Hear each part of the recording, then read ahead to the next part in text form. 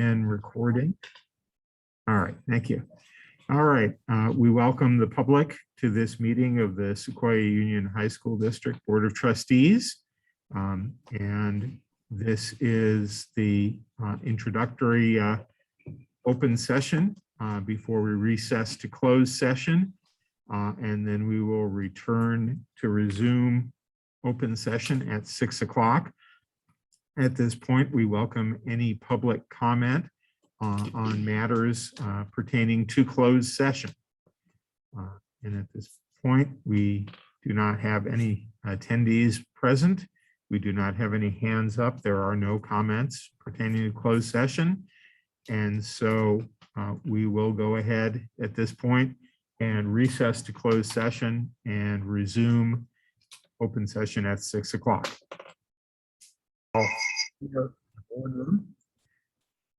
And so with that, I welcome everybody back to open session of this regular board meeting of the Sequoia Union High School District Board of Trustees. And a reminder that members of the public wishing to address the board may indicate their desire to do so during the relevant portion of the agenda by raising their Zoom hands when we get there. There will be opportunities during public comment and again during each agenda item for comments that are specific to the agenda item.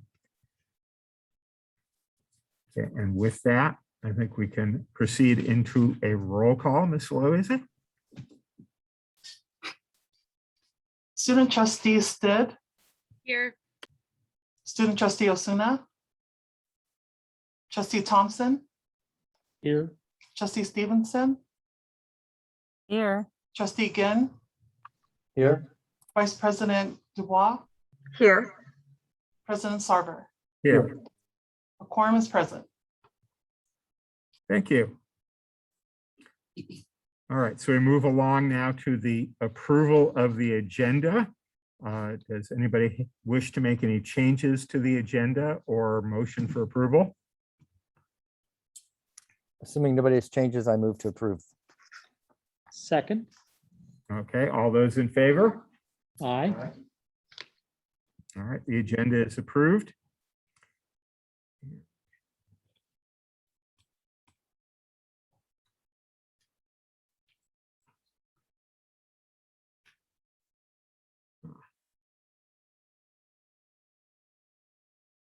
All right, hang on just a second. I need to bring up my language here for a moment.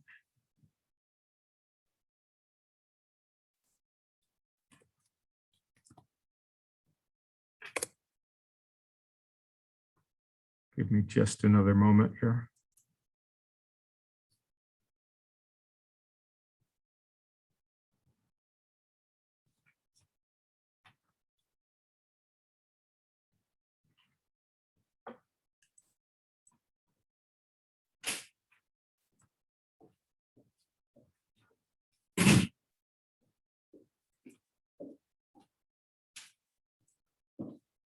Okay.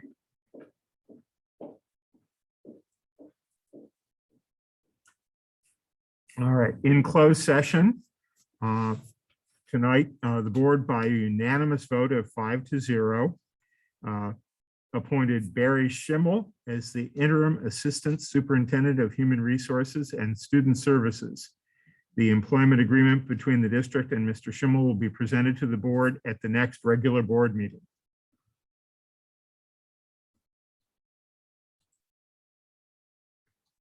And that was the only action taken in closed session. This brings us along to approval of the consent agenda. The board action for the consent agenda is to approve the following items taken simultaneously with one motion, which is not debatable and requires a unanimous roll call vote for passage. The action indicated on each item is deemed to have been considered in full and action taken as worded therein. Only members of the board and the superintendent may remove items from the consent agenda. Members of the public may provide comments at the start of the consent agenda item which may convince the a board member or the superintendent to remove an item for further discussion. With that, are there any public comments pertaining to the consent agenda this evening? If so, please raise your Zoom hand and you'll be recognized to provide your comment. At this point, I am not seeing any comments from the public. If any board members wish to remove any agenda items, oh, I see a hand went up and went down and up again. It was Melissa Hara. Okay, I do see a hand up from Meredith Park. I do know that Meredith was planning to speak during public comment, which is a later item. So if that's a hand in error, we'll wait to hear from you later. Okay, so I do not see any comments on the consent agenda. With that, I invite. I move to approve the consent agenda. Okay, so Rich Ginn moves approval and Chris Thompson seconds. For this, we need a roll call. Student trustee Stead, Yes. trustee Thompson, Yes. trustee Stevenson, Yes. trustee Ginn, Yes. vice president Dubois, Yes. president Sarver. Yes. Motion carried. Thank you. All right, we move along to special recognitions, our favorite part of the meeting, and we turn it over to the superintendent. Good evening, everyone. This is the most exciting part of the agenda for me. It's the opportunity for the district to recognize the wonderful talent that we have throughout and the standard of excellence that we maintain for our staff, our community, and also for our students. And so I'd like to acknowledge today a group. I'll start off with everyone is going to be acknowledged. We started school last Wednesday on the 11th of August, and it was a joy to see teachers in the schools, students outside interacting with their friends, and also parents dropping off their kids with a little uncertainty mixed with excitement. It was also great to see our food services folk who were busy preparing early in the morning to ensure that our students had nutritious food to fill their spirits, and then also for our transportation division to greet and welcome all of our students. I was also excited that the Board of Trustees joined me in a tour of all the campuses, including our adult campus, just to greet everyone, to let them know that we are excited about this year and we remain committed to maintaining and keeping our doors open for everyone throughout this year. And so with that, I'd like to first honor each and every staff member, each and every parent, each and every student within our district via this video presentation.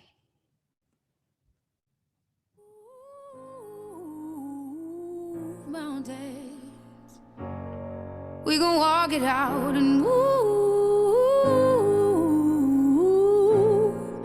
mountains, and I'll rise like the day. I'll rise up, I'll rise unafraid. I'll rise up, and I do it 1,000 times again. And I'll rise up, I like the waves. I rise up in spite of the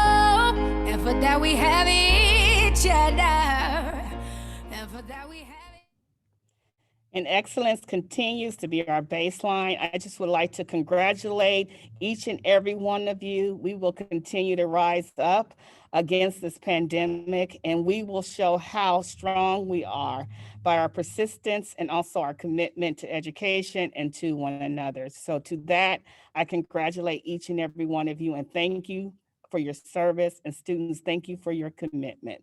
And so therein lies our group acknowledgement for this evening. Following the group acknowledgement, we have a very talented student. This student comes from Carlmont High School under the direction of Mr. Crane, Principal Crane, and then also our music teacher, who's very, very wonderful, Genevieve Tepp. This student was asked to sing a rendition of the song Audra Day that just played, Rise Up, for our convocation. It was very interesting that this was going to be our theme for the year because one of the teachers asked me the question regarding what song got you through the pandemic. And I offered the song Rise Up. And so I thought it would be most fitting that we share the song because it has so much meaning to what we're going through today that we have to remain committed. We have to also remain determined to not let everything that's going around the world to just keep us bound to not moving and bound to not succeeding. And so this young woman, Emily Mannion, she stood up to the call. And not only did she stand up to the call and shared her talent, her engagement on convocation, if any of you were present, you saw she was excited. She represented all of our students and their joy just to return to school, to return to some sense of normalcy and to interact with adults, interact with students, and to just show their love for school. And so I would like to take this time to acknowledge Emily for not only her beautiful rendition of Audra's Day, Rise Up, but just her commitment to Sequoia Union High School District. And then also to Miss Geneva Tepp, I would like to say thank you for being a leader, to being an instructor, and also encouraging our students to do their best and to rise up whenever they're asked to do so. So to you all at Carlmont High School, I congratulate you. I congratulate you, Emily, and Miss Geneva Tepp. I congratulate you as well as Mr. Crane. Congratulations, and thank you so very much for being this week's superstars. Thank you. I'd like to throw in a couple of words, if I might. As Ms. Tepp very well knows, I have had the privilege of attending quite a number of performing arts events around the Sequoia Union High School District over the last 20 years or so. And I have to say that this particular performance was the single most exciting professional voice performance by a high school student I've ever witnessed. And it was everyone in that stadium on their feet by the end of that performance, concurring what an inspirational job it was and how exciting it was to be in the presence of that kind of talent. And Emily, your work was superb. And I think it's reflective of great talent and great training and great opportunity that you have. It's absolutely wonderful. And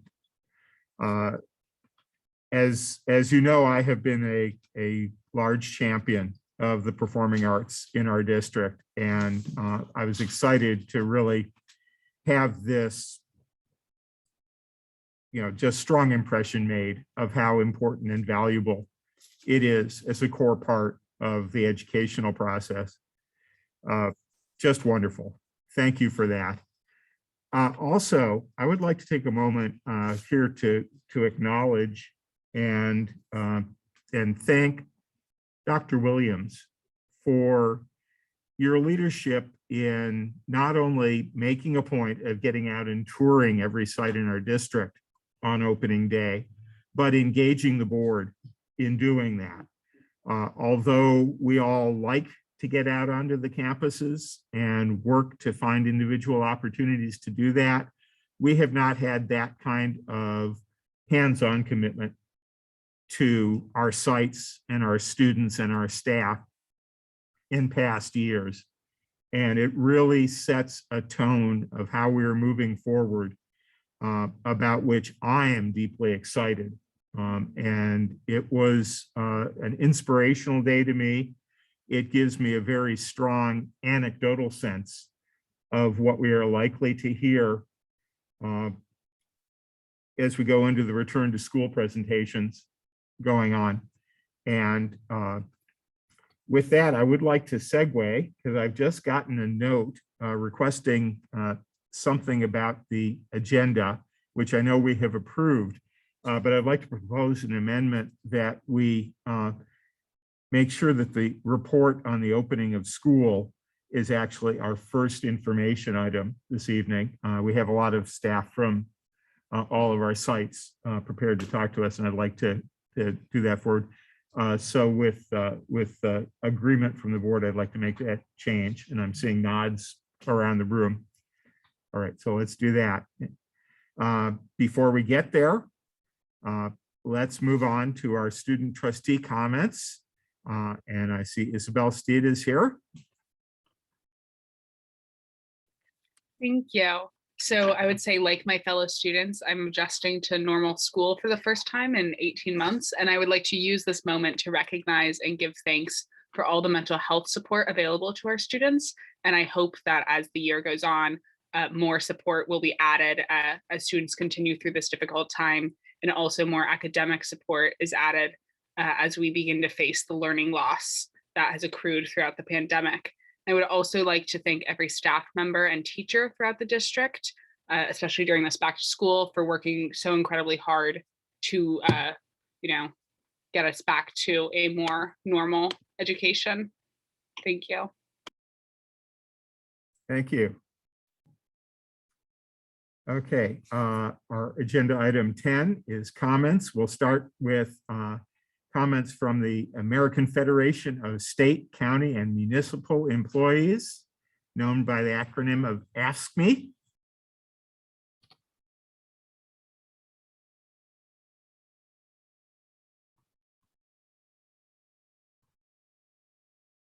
Grace, what have you got for us? Hello, good evening. Can you hear me? Yes, loud and clear. Oh, great. So I'm on a different device. I'm not sure if you guys have video, but I can't see you guys.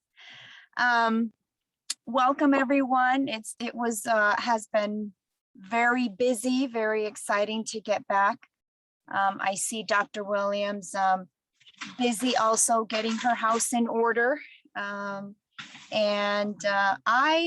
AFSCME has a special recognition that I would like to share, and that is to give thanks to the food service department, where without a supervisor, without a director, they really organized themselves. They got together and made sure that they did not skip a beat. They depended on their professionalism to support one another. They reached out to the culinary specialist, Daryl Christian, who rose up and became their leader. And so we want to recognize that, because this department doesn't really have employees that are full-time 12-month employees. These are 9-month employees. Most of them are part-time and under part-time, and a lot of times we don't see them because they work early hours and they leave early in the day. They have second jobs, right? So they really rose as a superstar to literally save the day. When they were down, they actually, rose, and that's really big. And again, it was a big feat And it could not have been done by just one person. So very admirable that that whole department came together, and still I believe they are understaffed. And so that's something that we definitely want to address. And that's a great segue to us wanting to establish our LMC meetings with the incoming HR person. Also want to put the classified PD training on the radar. That's something that we are very eager to have, and have a robust training, hopefully in years to come. And AFSCME cannot do its job successfully unless we have reps at every site, every department, every sub-department. And so without that, we wouldn't have the support of the membership. And so I know that there's some sites that we don't have representation, and they're reaching out to the officers. And I want to say that AFSCME works as a team. So it's not just a president that's doing the work, or the vice president, or the secretary. We all divide our work. And so that is why AFSCME is now on the map and has a seat at the table. And our membership is now becoming more vocal. They are educating themselves, with their job descriptions and the contract. And so AFSCME is really moving, and we just want to say thank you for letting us be on the map and work elbow to elbow and shoulder to shoulder with you all. So looking forward to a great year. Thank you. Thank you. Now we have comments from the Sequoia District Teachers Association, SDTA, Ms. Salvatore. Hello, I want to echo the comments that everyone's made about the opening, the amazing presentation, and the work of everyone behind the scenes. Last meeting, we went through the reopen plan, and as the adage goes, the best laid plans, you have to make plans so that you can change them. I appreciate in conversations with Dr. Williams and other folks at the district that we are working on improvements to the COVID notification protocols and testing availability, and so that our school nurses won't be overrun by the enormity of their job, which was a full-time job before COVID happened and contact tracing was placed in their laps. That we're working on improvements to testing availability should members of our school communities need that. That we're continuing to look, as we talk about every fall and every spring, mitigations to the heat in our classrooms. 75 to 86 degrees in a classroom is not a good learning environment for anyone. And it's made harder now by all of us wearing masks, and frankly, our lack of stamina for it after having not been together in a class working for 100 straight minutes. But to look beyond mitigations to actual long-term climate control solutions, because the heat isn't going anywhere. And the unfortunate fact that we may have to look at solutions to how we balance air mixing for COVID and air protection from smoke sooner than we had hoped. We are all trying to be flexible and hold space for the fact that we've got all sorts of new people and we're all learning new job responsibilities. We really appreciate that the district is making adjustments so that in working on that flexibility, we don't bend so far that we snap, because it's only the second week of classes. Thank you. Thank you. All right, we move on to public comment, and first is the correspondence. We've summarized 9 pieces of correspondence that were received and talked to a variety of topics in the document. If you open it up and look at it, you'll see the listing of the people that sent comments.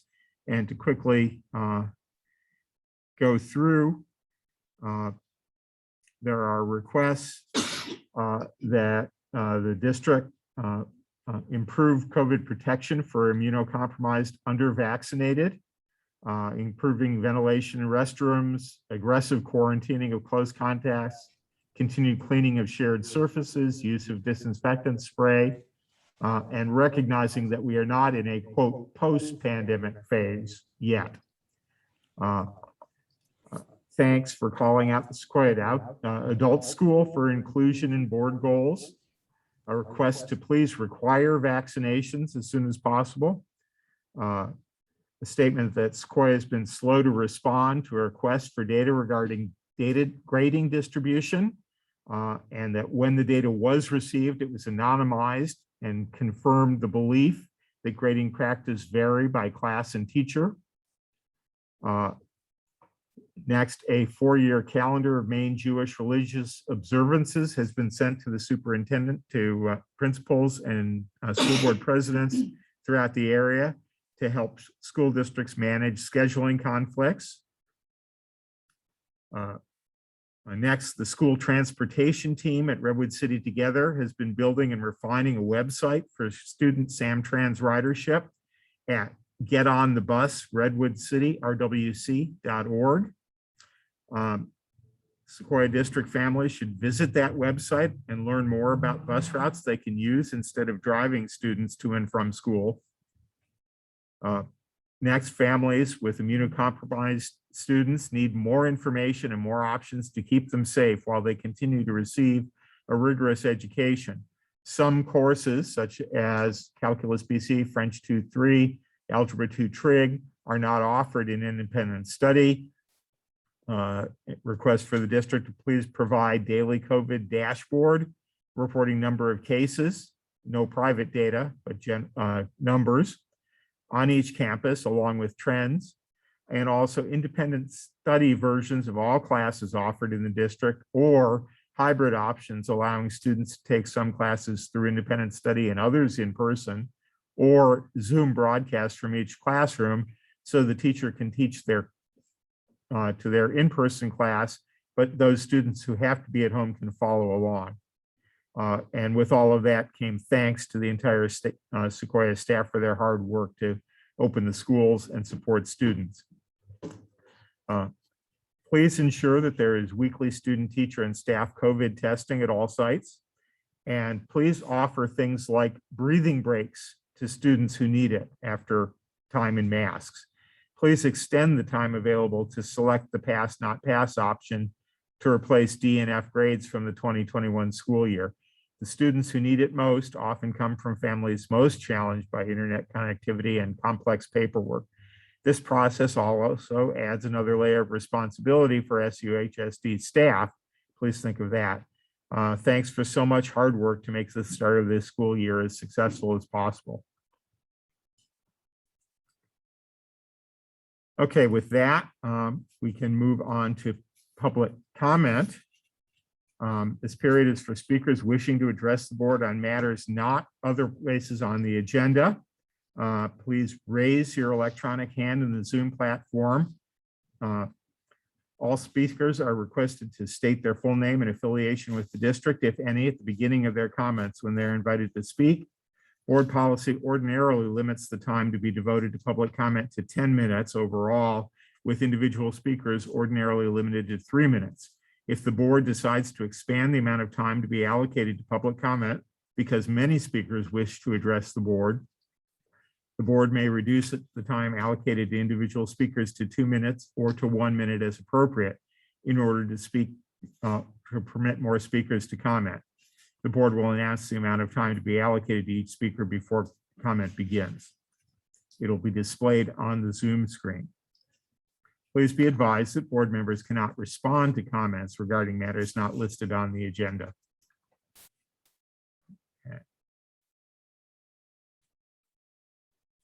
And with that, I currently see 3 hands up. Meredith Park, Carol Ann Coleman, and Tim Busiak. If those are the 3 speakers we'll have, there's a 4th one, Aaron O'Sullivan. Okay. So far, we don't have a need to truncate time to allow more speakers. So we will go with these 4.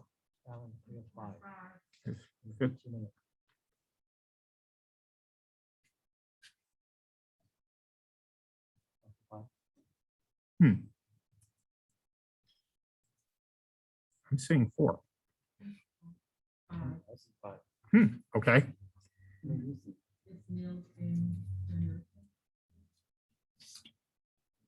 All right. All right. Well, with that, we're getting up there. I would suggest cutting it down to 2 minutes.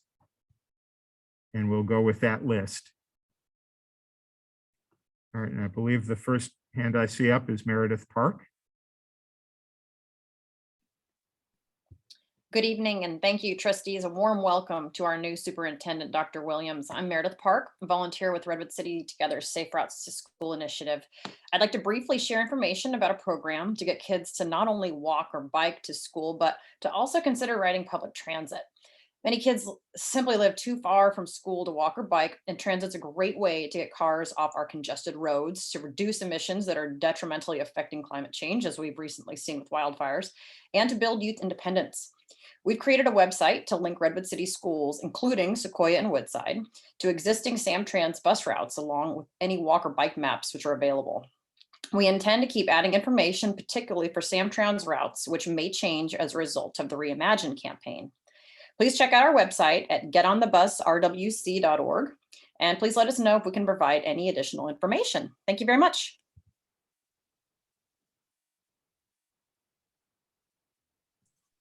Okay, next would be Carol Ann Coleman.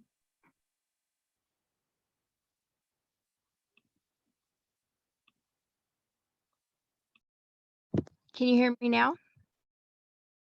Yes. Okay. Good evening, everyone. My name is Caroline Coleman. I am a teacher at Sequoia. I'm also a mother of a student who attends Sequoia, and I'm an education specialist and a co-teacher in biology.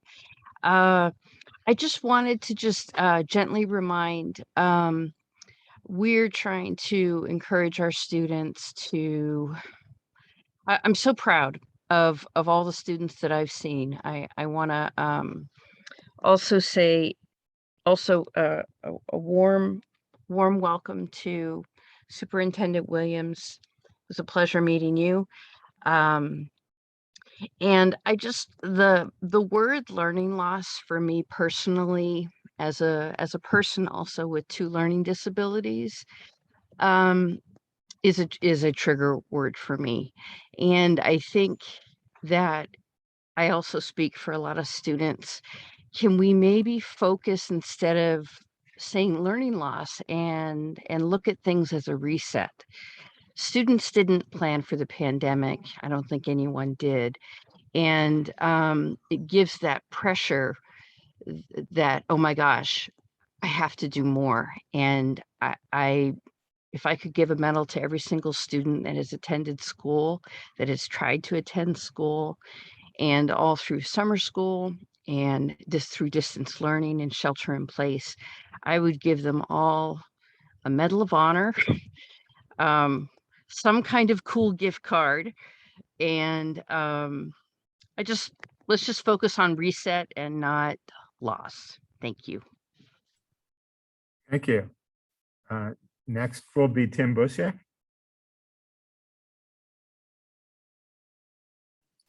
Can you hear me okay? Yes. Thanks very much. My name is Dr. Tim Busick. I'm a resident of Belmont and a parent of a son in Calmont High School there. So firstly, a big thank you to Governor Newsom for the mandatory vaccination order, the San Mateo County and the district and schools for getting us back beyond the pandemic and our kids thriving again. While one weight is lifted, another descends on us, literally in the form of wildfire smoke and orange skies today. Climate warming is making large parts of California uninhabitable, and we all know there is no certainty the rains will be back. We right here are a big part of the problem. With the beginning of school 1 week ago, traffic again collapsed completely in the morning and afternoon in Belmont because of school commute. In international comparisons, we could not be doing worse, with 62% of travel to school and 85% of travel to extracurricular activities being by private car, either parent or student driving. In Europe, these numbers are exactly reverse. In April, we started a project at Calmont to use the current e-bike wave to change this dramatically, called Scott's e-bikes. Our goal is to achieve a quarter of the 2,300 students to be using bikes to get around within this school year. It should be easy. From our research, we know that 74% have not tried an e-bike, 68% can safely store and charge at home, 29% see no barriers to biking. It's a great acceptance because we have an equity impact built in, and 41% of students are ready to switch. Safety is the main objection to switching. Together with the City of Belmont, the San Mateo County Office of Education and their Safer Routes to School program, and much support from parents and other organizations, we have formed a very local coalition to turn safety from being an objection to being a feature. Today, we want to ask to extend this coalition to include you, the Board of Trustees, to help us make this incredible change happen with everything we've learned from coming together to conquer the pandemic. For immediate dramatic climate impact and being part of the solution, for the safety of our children and less fatalities in general, and for all of our sanities getting away from terrible traffic jams into a humane and healthy. Thank you very much. And again, the board cannot comment on items that are brought during this point, but there will be interest in ongoing conversations about this. And I will probably be able to make some comments during our school opening conversation. With that, I'll ask Aaron O'Sullivan to speak. Hi, can you hear me? Yes. Hi, my name is Aaron O'Sullivan. I'm a junior at Carmont High School, and I'm actually a part of the Scott's e-bikes team that was just mentioned by Mr. Bussier. As an environmentalist, the Scott's e-bikes program really stuck out to me as something that could actually have a true impact on climate change. Driving to school each day, I see just how many cars are stuck sitting in traffic now that we're back to school. And while that's obviously bad for congestion, it's also extremely bad for the environment. So if we can implement something like the Scott's e-bikes program, it would not only help alleviate some of that traffic, but also help reduce carbon emissions by a significant amount. Seeing how bad the effects of climate change already are, waking up to orange skies and seeing the wildfires rage up north, I'm seriously worried about my future. And so I think it's really important that we get programs such as the Scott's e-bikes program out as soon as possible so that we can start implementing measures to mitigate some of the effects of climate change. Thank you. Thank you. Let's see, the four speakers that we've heard already still have their hands up, so please put them down. I don't see another hand up. It may be my Zoom if Yep. Yeah. President Sarver, we have Niels Vandertwin. Okay, let's go there. Hi, everyone. Thank you for having me. My name is Niels Vandertoon, and I am a senior at Carmont High School. So I work with Tim Busiak and Aaron in the Scott's e-bike program. So I'm going to go over it a little bit as well. So for the past week, coming to school has been an absolute nightmare. Cars are blocked up all the way to Ralston, and nothing seems to be getting better. So I'm a big advocate for a safer and cleaner environment, and both these issues would be solved from our electric bike program. So we offer and encourage electric biking along with the aid in our environment. And we just hope as a program to get your support to benefit the earth and climate change. Thank you. And to the chair, there, one more hand went up as Mr. Vanderton spoke. Matt Burgos.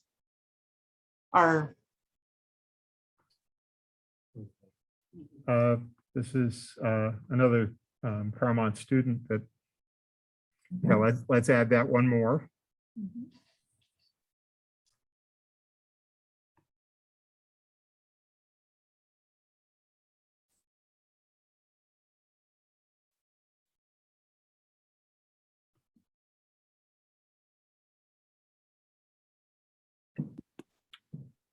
Hello, can you hear me? Yes. Okay, my name is Matt. I'm also a senior at Carmont, and I'm also a music mentor, so it's good to see you, Mr. Sarvu. I'm also part of the Scott's e-bikes program that Niels, Aaron, and Tim mentioned. I think it's really important to push for this initiative right now. I walk to school, so every day I see like there's a huge line of cars just backed up with traffic, and then right next to it, there's an empty bike lane that could really be used. And also, I'm a big advocate for the environment, and I think this is really just like a really obvious way to help the community improve their admissions output. Also, what was I gonna say? That's it. Okay, thank you.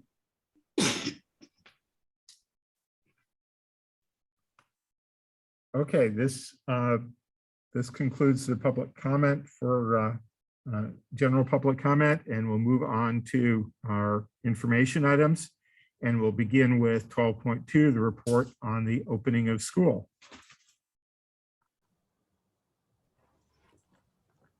Thank you, everyone. As you all know, that we opened school, as we mentioned earlier. And so we just want to provide an update in terms of where we are, some interesting facts, and then some things that we're continuing to address as we move through the school year. I'm going to turn it over to Bonnie Hanson, who's going to lead the presentation. Bonnie. Good evening, everyone. It's good to be here with you tonight. My favorite moment on the first day of school was being in the bus parking lot at about 6:30 in the morning. I'd never, ever done that on the first day of school. And it was really awesome to see the pride that the bus drivers greeted us with, and watching the buses roll out and knowing that they're smiling faces, you couldn't see because they're mouths, but you could see the eyes, would be the first thing that greeted our kids. And it was that kind of an experience all day long. So we're going to tell you a little bit about that today. Can someone share the slideshow? I can do it if no one else is able to do so. All right, I will share my screen.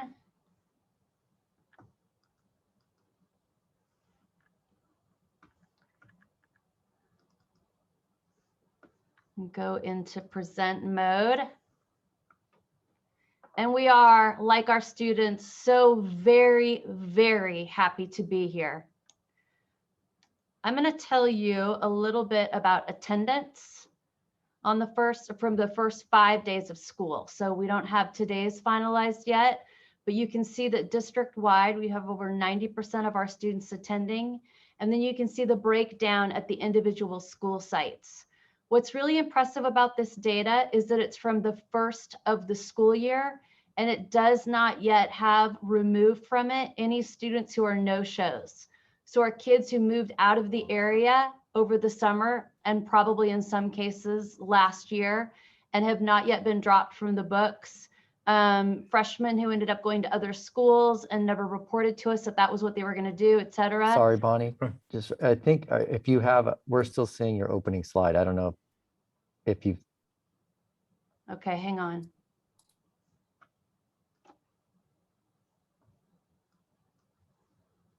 Anna, can you share your screen?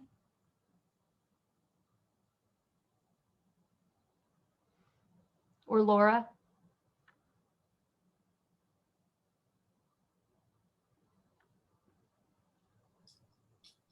Okay, sorry, Bonnie, I'm taking notes, but let me, hold on a minute. I'm pulling up the presentation so I can share it. Thank you. There it is, and there's slide 2. Thank you, Anna. So you can see there, Anna, if you can go in present mode. I don't know if you are able to do that. That's not me. I'm not sure who's presenting.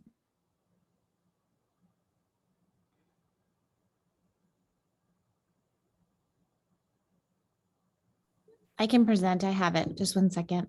Thanks, Crystal.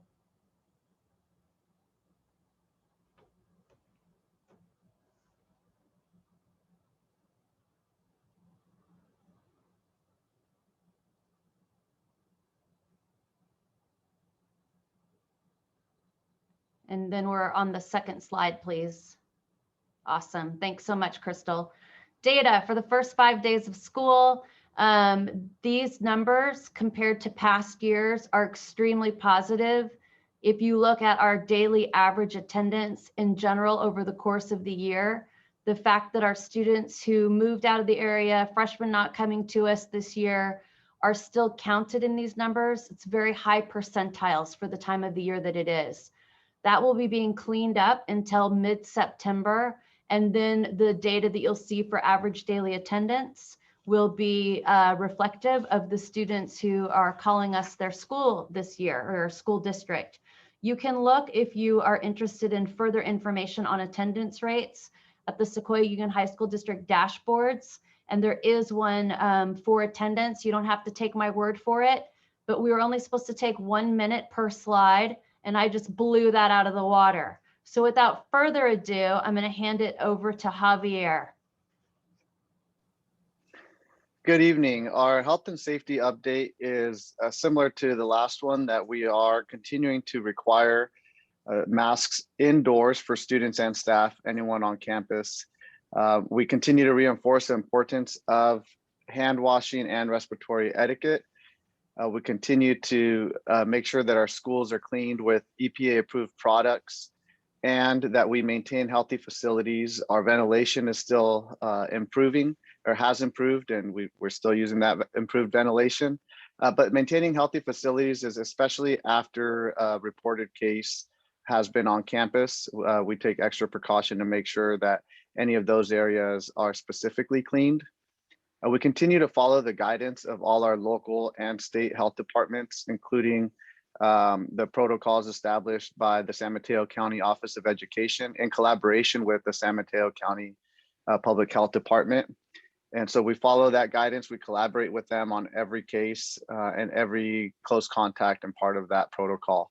Along those lines, we are implementing all the appropriate protocols whenever there is a case or a suspected case on campus. That includes contact tracing, isolation, and quarantine if necessary. And now the modified quarantine, which is an option for students. Post-exposure testing is available for staff when staff receive a notification that they may have been exposed to a case on campus. We encourage them to contact their healthcare provider, community testing, or our district testing. As Edith referred to earlier, we are working on an improved program that would provide not just post-exposure testing, but also diagnostic testing, and not just for students, but also for staff in these situations. We just want to remind everyone that if you have any symptoms, regardless of if you're a student, a staff, a visitor, we really appreciate you being on our campus. Unfortunately, not if you have symptoms. It's been really important in these early days. We have found that people, even with just one symptom, that think it's not a big deal, just one symptom, and a couple of days later end up testing positive, and that really disrupts and unfortunately puts at risk many other people on site. So please just remember, if you have any symptom, please remain off site, notify your school, and get the appropriate care or get a COVID-19 test. And in the spirit of trying to maintain as much safety as we can, our back to school nights will be remote this year. This was following the considerations outlined in the San Mateo County Office of Education Pandemic Recovery Framework, and also guidance from our county health officials. Thank you.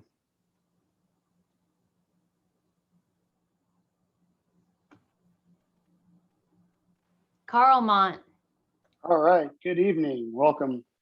Dr. Williams, President Sarver, fellow trustees, cabinet members, it was great to see you all on the first day of school. So thank you for coming and visiting and seeing how things opened up. You can probably, I'll try and keep it brief. I'm gonna try and keep it within a minute. Hopefully I won't go over, but I do want to say how prideful I am with the presentation earlier with Emily Mannion and Genevieve Tepp. I mean, they are amazing, and just showcase the Performing Arts Department and how proud we are of that department. Also, our students promoting e-bike program. It is an issue at Carlmont with the number of people driving to school. We've been communicating with Samtrans and trying to get them to adjust some of their routes, but any way we can help reduce that traffic along the Alameda would be greatly helpful and beneficial to everybody. So on to the presentation. Our focus this year has been connections. Like many others, we're trying to build our connections back. That's connecting with new staff, connecting with new students, and reconnecting with our community, reconnecting with all of our students. So the picture you see there on the top was one of our opening staff meeting. We called it a staff training, and we had connection activities to try and reacquaint ourselves and to meet the new staff.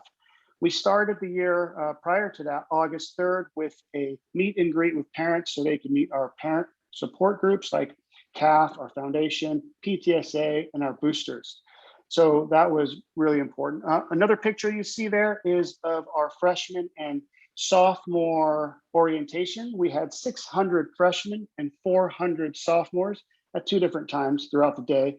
That also included a clubs fair where the students got introduced to the clubs, which we have over 100 clubs that they could participate in at Carlmont. So that was nice that they could see what was out there. And a big thank you to our PTSA.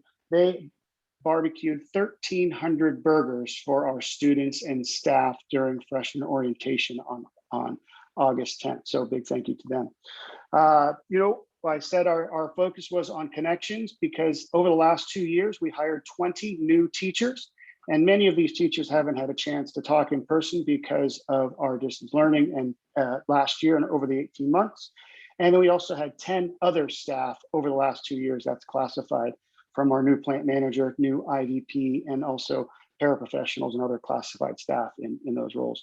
Our tech support has been amazing, and I want to thank Crystal and the district for allotting a new tech person, which is an assistant tech support for us, a full-time position, which has been instrumental in the distribution of 722 Chromebooks checked out to students for use this year, 90 hotspots for those students as well. And then we also are rolling out a Remind app for staff to communicate with students so they don't have to use their personal cell phones when texting, because we know that not all students are checking email. So for those quick reminders of when practice will be for coaches or clubs, they can use the Remind app instead of personal cell phones and texting. Lunch. So I want to talk about the lunch service at Carlmont. It was mentioned that the food service has done a phenomenal job. I want to call out Hector Moreno at our site, who is our kitchen supervisor. He has done a phenomenal job against the odds of delivery not making it to campus and not enough food being made, serving over 600 student lunches daily, which is more than double from a regular year prior to the pandemic, to being short-staffed in the kitchen. So we've had an all hands on deck approach. The lines are phenomenally long at the beginning of the school year, and they are intersecting with a main thoroughfare at Carlmont. So we had to have 2 administrators, 2 campus aides helping manage that situation for the lunch, because having the lunch program free for everybody has been really popular at Carlmont. Today, I had to even jump in and serve lunches because we were short-staffed even more in the kitchen. Use of student volunteers has helped out from day 1 to today to help speed the lines up. So that has been extremely useful. We've had a positive vibe on campus, and it's been almost back to normal again, except for the masks and the additional anxiety due to COVID. And the student trustee mentioned the support services and mental health services. I think is phenomenal, and doing a great job and highly needed in this time to make sure all students are connected back and all the students are feeling like they have a safe environment at campus. So the last one I'll talk about is we are back on track with some of the initiatives we had prior to the pandemic, which was changing from a traditional bell schedule to a modified block. And that has been rolled out successfully. Today was the first block day of our modified block week. And today was also our first day we had a flex time. And that flex time will be something students can take advantage of to make sure they're getting the extra help they need, and also a makeup test and try and relieve anxiety on school grounds on a regular basis. So again, this is just a snapshot of what Carlmont was like in this first week.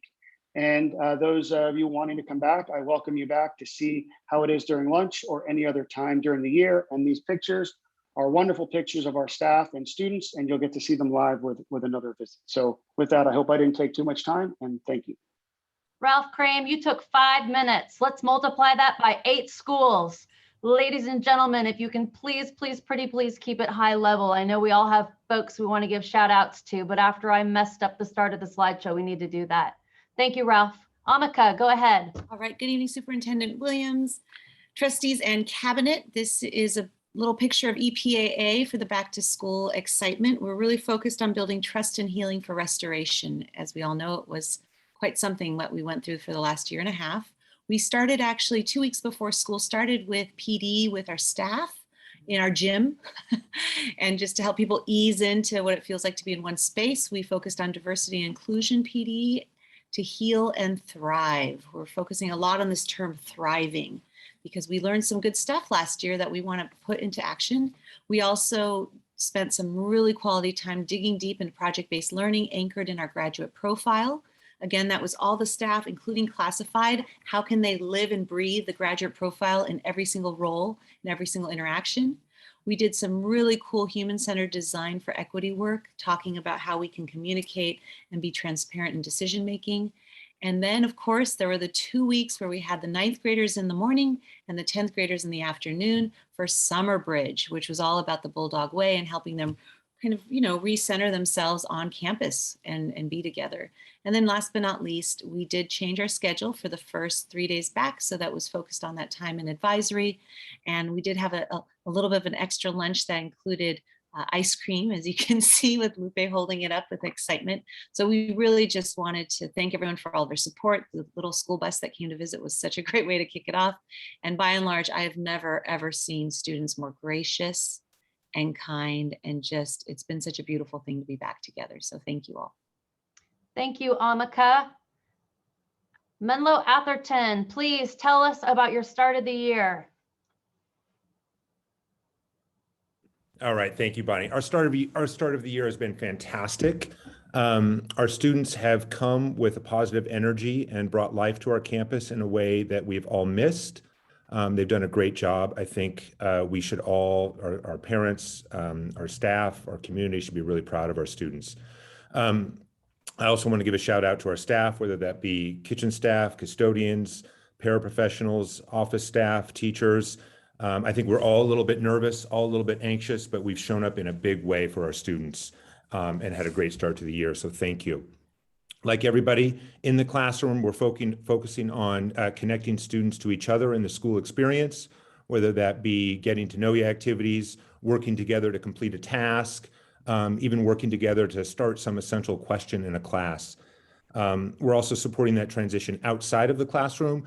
There's a small picture here where our freshman orientation, our leadership students lined up and cheered each and every single freshman that entered campus. It was really exciting and a warm way to welcome them. We're also supporting just the anxiety or the transition with a quiet center on campus, where a student, if they need to come and just calm down, check out for a few minutes, check in with somebody to see if they need help, but also just to relax and take a second to kind of get used to the normal again before they go back to class. We are also starting some grade level picnics, which we'll have out on our football field to further that connection, again, both in and outside of the classroom. I also just want to give a shout out to, I think, 2 programs which are really huge. The one-to-one device, bring your own device model. It's an amazing thing to go up to a student and be able to say, hey, do you need a Chromebook? Let's check one out. You can have that for 4 years. And it goes with the the food as well, the food being free. Hey, do you want food? We've got food for you. These are 2 programs that create a tremendously supportive environment for our students. It lets them know that we care about them, that this is a place where they can belong. So I'm really proud of those programs. I know they're supported by the district, and the food is supported by the state. It's really fantastic, and it makes a big statement to our students. Moving forward, we're going to be continuing with an equity PD series for our staff, really investing and reorganizing to connect with our families in a big way this year. And all of that is about leading with curiosity. How do we listen to our students? How do we listen to our parents? And how do we learn? Thank you. Thank you, Carl. Stephanie, what's going on at Redwood? Hi, everyone. So good evening. It was a great start of the year as the focus of Redwood continues to be on community. It was so wonderful to have so many families come and meet us and see our beautiful program and our beautiful facility. So thank you for the district always for that. Students hardworking, ready to be at school, and most having a significant understanding of the seriousness of COVID. Students overall have been amazing with wearing masks, happy to be in class, and really happy to have a routine again. The staff, certainly the strongest team I've ever had the privilege to work with, hardworking, compassionate, a strong belief in the success of all kids, and not just with providing them opportunities now, but looking at how to support their future, which brings us to why we are focused on our green initiative this year. We are a small school looking at the bigger picture, and that is to make every effort we can to provide our students, families, and community with a space to address food insecurity, learn about the impact of changing climate conditions, and do our part to make the future one that students can really look forward to. It's been a really big blessing, and just super happy to be back at school with everyone. Thank you, Stephanie. Sean, tell us about Sequoia. Thank you so much for the privilege of being able to talk about Sequoia. I'm going to try and do this in a minute, so understand that I want it stipulated that all these wonderful details that were included, or I could also talk about at Sequoia, but I'm going to hopefully tell a story with the photos that I've included here. You can see our student, staff, and families practicing safe behaviors on campus, learning, community building, experiencing joy. You can see from the faces, eyes, and smiles of our students that our teachers have wasted no time creating community in their classrooms. Our custodial team has the jewel that is Sequoia High School campus shining brilliantly. It's so clean. They're learning on the floor of the hallways. Our counseling team has been firing on all cylinders behind the scenes, double checking, triple checking schedules. You can see that front office staff solving problems and directing family traffic, parent traffic with style and grace. I will use my remaining seconds just to acknowledge my gratitude to the Sequoia community and point out that no, I am not crazy by including an empty picnic table photo. That is a bank of picnic tables in the middle of our campus seconds after the final bell rang after lunch. Our students have been doing an awesome job of cleaning up after themselves. They love our campus almost as much as their principal does. Thank you for listening. Thank you, Sean. That is a real litmus test for how things are going. Simone, tell us about Tide. Well, good evening, Dr. Williams, Cabinet, and Board of Trustees. For me, it was my 29th opening day of school, and I have to say a very fun and exciting one. Prior to that, we welcomed students with orientations, foothill registration events. We kicked off Associated Student Body at Tide, woohoo! So there's lots of school spirit and students sharing their voices. Some of the things we heard was this school feels welcoming. I'm happy to be in person. And we are going to have our third of 3 welcome assemblies tomorrow. And huge kudos to my partner in crime, Tina Smith, for a lot of the logistical organization. Our staff got to be in circle together with some restorative practice training. We're going to continue get to know each other, and our focus is community, and you've heard it multiple times this year, connection.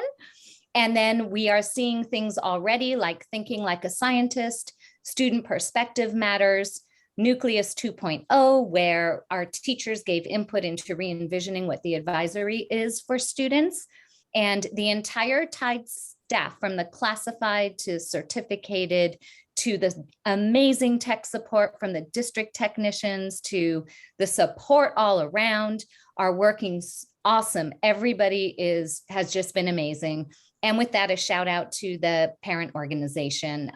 The Tide Community Organization has kept us well fed. And I'll end by saying my favorite thing has been working alongside food service worker Don Johnson, serving lunch to the kids. Awesome. Thank you so much, Simone. Karen Von Putten, take us home. What's up at Woodside? Hi, Bonnie. Hello, everyone. At Woodside High School, the staff and students have kicked off the new school year with a focus on making connections throughout the year while delivering academic content. We value the time and the mindful breaks during the blocks to share a little bit more about who we are, our names, our stories, our interests, and our ideas, because the data shows that when students know their teachers and teachers know their students, the learning will go deeper. Our Wildcats are doing a great job of following safety protocols by having paws up and masks up indoors. I met with many members of our teaching staff one-on-one in the month of July, and so many of the Woodside teachers overwhelmingly shared how much they love our school, our students, and our parent community and their support. And they also expressed how much they would like to focus on access and making decisions that ensure that all students have access to the many opportunities and diverse programs that we have available at Woodside. This is an extension of all the important work that they've had last year regarding diversity topics and equity. And as simple as offering free lunch to all and offering reusable water bottles so that they can access the filtered water stations. We continue to embrace and embody the 8 conditions of student success, and we've added staff success, which we see in these photos. If you glance at these photos, this is a week in review, and our orange pride, labs, and just wonderful positive energy. And I'm going to cede my time now to the noise. If you could click on the beautiful noise. Oh no, go back.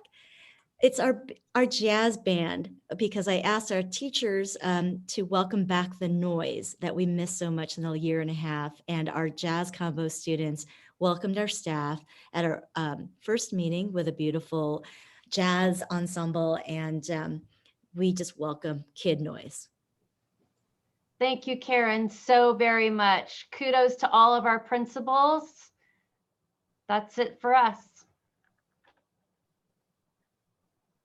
Thank you, Bonnie. Thank you, principals. And thank you all for such a wonderful update and presentation.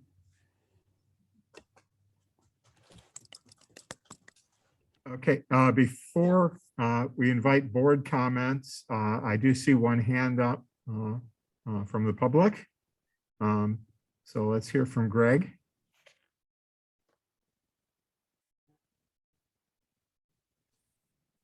Hi, this is Greg Close. I'm a parent of students, one daughter at Carmont and one at Sequoia High School. And I just wanted to take a moment to thank everyone in the district and at the schools for all their hard work. I know the pandemic has made a difficult job even more challenging.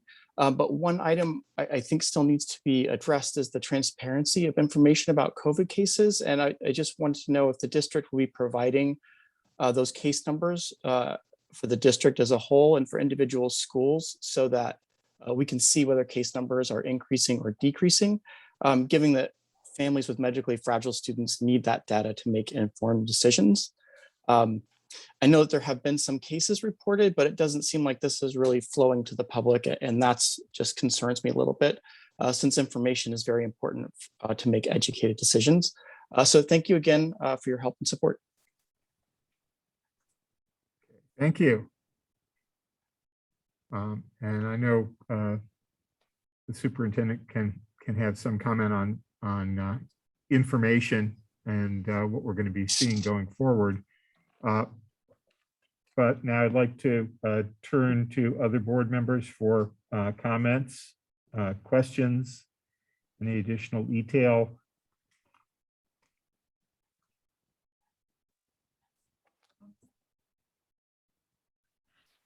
President Sarver, I just wanted to just say I was absolutely tired after the bus ride, but it was well worth it.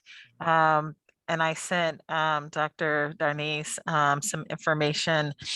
I tend to take notes about what people have said, and just for me, what I walked away with was individuals saying no one has visited us before in transportation, or people wanting to share their history with the school district. I mean, there are so many people who've worked here 25 years or more. And so it was just good to put a face with a department, a face with a contract, a face with policies that are being made, so that we can really see who our community was or is. And I want to just thank all the sites for what they've done. I just heard so many students say, we're happy to be back at school. So thank you. Okay, and I think I would comment kind of following up on that as well. As I've already said, I thought it was truly exceptional that we did get out and visit all the sites for the first day. And among other things, it gave us a very solid anecdotal sense of how things were going. And what we saw on the first day, what I saw on the first day, was very much reflected in what I've heard from all of the sites this evening, that the kids were there in very large numbers. The kids were excited to be back. The staff was excited to be back. The environment was intense. It was focused. It was building community. It was, I was very impressed with the ease which the students showed in complying with masking expectations.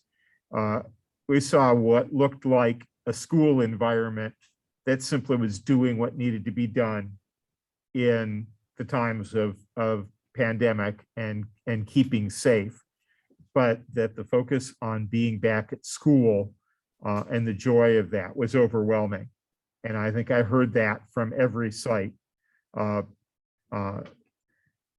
want to reflect back on a couple of the comments we've heard this evening. The comments that were made earlier about transportation strike very close to concerns and interests I've had. We're going to be fighting to bring our communities back toward embracing public transit.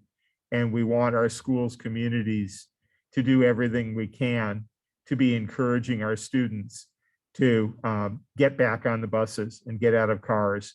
And likewise, opportunities like the e-bikes are another really strong and healthful way to get out of cars and do well for safety and health and for the environment. So I'm very eager to see us support all of that as much as we can.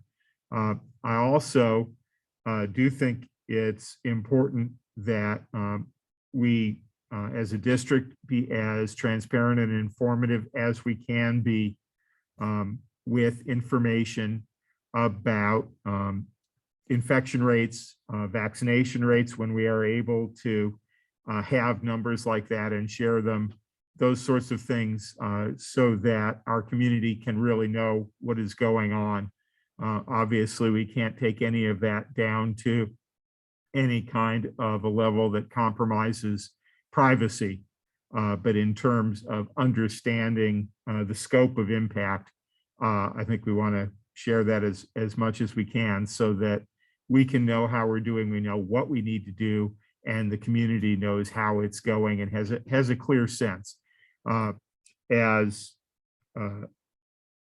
County Superintendent of Schools said on the last call of all San Mateo elected officials, we know that going back to schools all across the country, there will be infection impacts.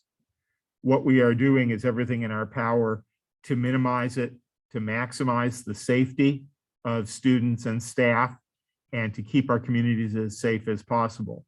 But it will not be possible to prevent all of it. And we are seeing that all over the country. So we need to be sure that our information is visible to the best it can be so that everybody has a clear picture of how safe it is and what is actually going on, rather than having any imagination at play to just try and make up a sense of it.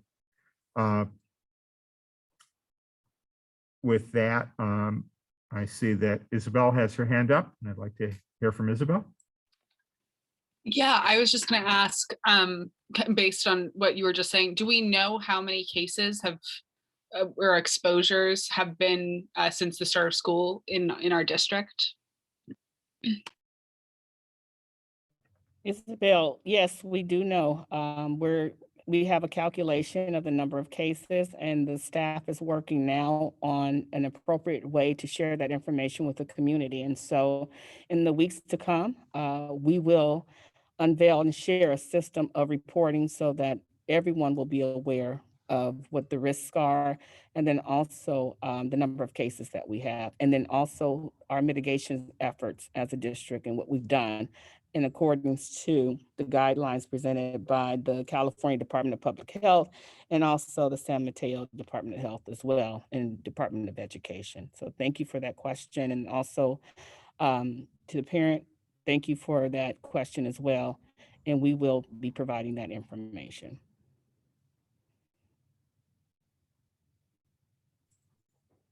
All right, any other board comments, questions? Not a question, but I also wanted to just say how fantastic it was to visit every school. I've only experienced the first day of school as a parent, and I've never been around to every site like that. And there was like just a big moment at every site for me. I don't have time. I'll try to stick to 1 minute as well. I don't have time to talk about every site, so I'll just say a couple. I know that when we arrived at Redwood, the kids were not there, but it was so exciting for me to see our community volunteers in a room with donuts and coffee. And I know those community volunteers, so I was thrilled to see them, and I love the support that our continuation high school gets. It was also exciting to be at Carmont, just all the buzz from the kids in the quad. It was an overpowering buzz, so you could just sense the enthusiasm from all of our students. And then again, I could say that for every single school we saw. So thank you all for the work that you do to get our campuses open for our students. They were clean and organized, and the rooms were all full. So I want to thank you all.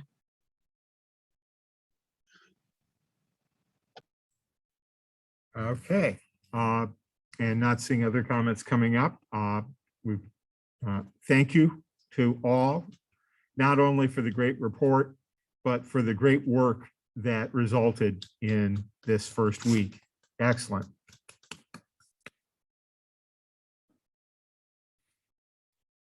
So let's go now on to 12.1, the information item about the multi-tiered system of supports.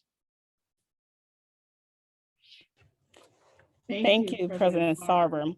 As we move to provide greater support for our students in terms of socio-emotional learning, and then also to provide them with counseling support and to help them through the school year as they return, it's important that we have an understanding of how our multi-tiered systems of support, how it works as a vehicle to advance the educational opportunities for students while providing them resources.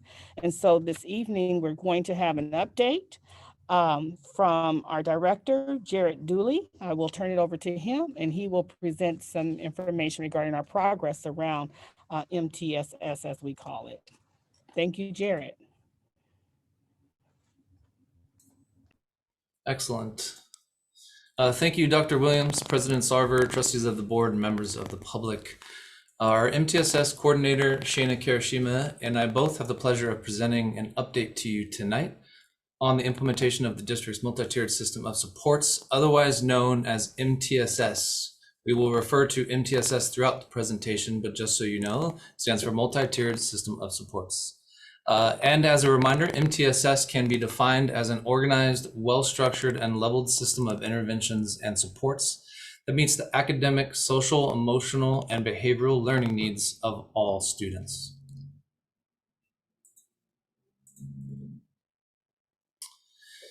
Our outcomes of tonight's presentation will include a review of MTSS work since first rolling out in October 2019, including district goals and its impact thus far.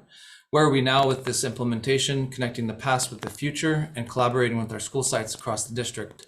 This includes incorporating MTSS aligned work with counseling and intervention teams under MDSS, which we will learn much more about tonight.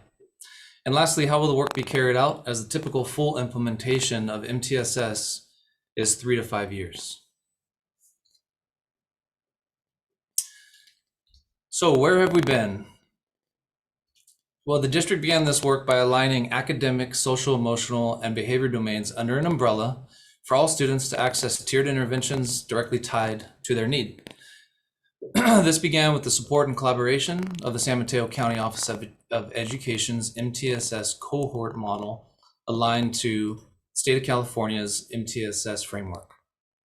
As you can see from the image on the right, the design of the district's MTSS work focuses on collaboration with school sites, data collection and usage, all while embedding equity throughout. Along the outer ring, you can see some examples of the system across the district.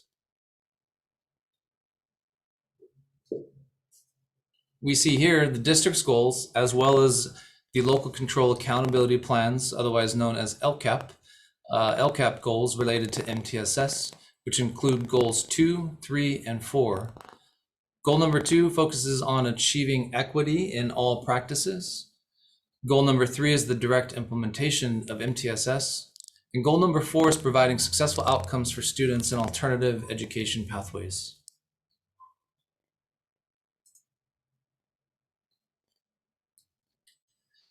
MTSS impact and the effect of MTSS since 2018 includes a number of achievements. Under social emotional learning, this includes administering staff and student SEL surveys for data collection, informing the work of the SEL task force's subgroups, and the implementation of Care Solace, a concierge service that connects staff, students, and parents with mental health supports. Related to behavior, the district has seen a reduction in suspension rate from 6.1 to 3.8%, and expulsions reduced from 9 to 0 due to our administrative vice principals and other staff members at the site and their site-based Tier 1 interventions, as well as the district's Tier 2 and Tier 3 alternatives to suspension programs in collaboration with Star Vista as outcomes from the Discipline Task Force. Under academic support, we've seen an increase in alternative education plans for students placed residentially, and the development of a dyslexia intervention and professional development for staff. In the area of professional development, teams have also been built around MTSS, which includes a number of team members, our school and intervention counselors, school psychologists, as well as our MTSS coordinator, among others. Professional development and training has occurred for 100 plus staff members and 100 plus parents in the community resiliency model, which helps to create trauma-informed and resiliency-focused communities that share a common understanding of the impact of trauma and chronic stress on the nervous system, and how resiliency can be restored or increased using these skills-based approach. Lastly, expanding community partnerships in parent education has resulted in trauma-informed resiliency training, mental health and stress management, and drug and alcohol education for district parents, as well as additional partnerships with local community groups, including Stanford K-12, Safe Space, and Care Solace, among others.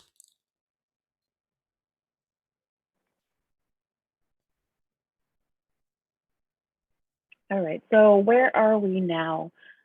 This year, we're focused on continuing to work with these core goal areas that you see here. We have fully integrated our MTSS data system with our student information system. So we'll be focusing on training and support with our MTSS site lead teams to learn the functionality and use of the system this year. System will provide us the ability to identify and plan supports for both individual and group intervention needs, looking at the whole child metrics in all domains. Our MTSS plan, last year we presented our MTSS master plan, which we continue to work off of, review and revise as we move forward. We understand the need to continue reassessing the plan during implementation and the need to incorporate changes as we're guided by our data and our experiences. Parent education, we want to continue to build out our connection and support for our larger community of families, as this is a priority in our supportive system. Therefore, we've planned to repeat the CRIM that mentioned by Jarrett, the CRIM resiliency trainings for parents that did not attend last spring when we first ran it. And we'll be continuing that in the fall. This school year on September 23rd and October 13th are our next sessions. As well as we'll be adding another session this year on MTSS inclusive practices. Our lead team, so all of our comprehensive schools and our small schools have participated in our MTSS workshops with their site MTSS lead teams attending, delving into those intervention maps, identifying measurable intervention data, and developing their site design plans. We'll be working closely with the district and site lead teams throughout through those workshops and collaborative meetings to support their design plans, and then dig deeper into improving intervention access. So an example of that would be shifting from an average practice of about 10 to 15 steps to access an SST to reduce number of steps. And then our social emotional learning task force. Last year, we developed and implemented the social emotional learning task force with our very passionate and committed members from all school sites, about 43 members in total.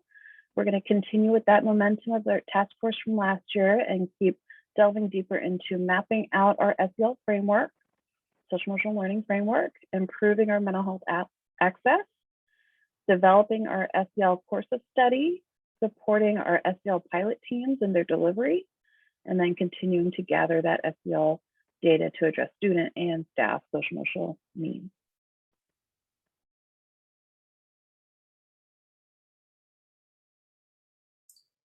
All right, with all that has been reviewed thus far, we need to begin connecting the work to this school year and beyond.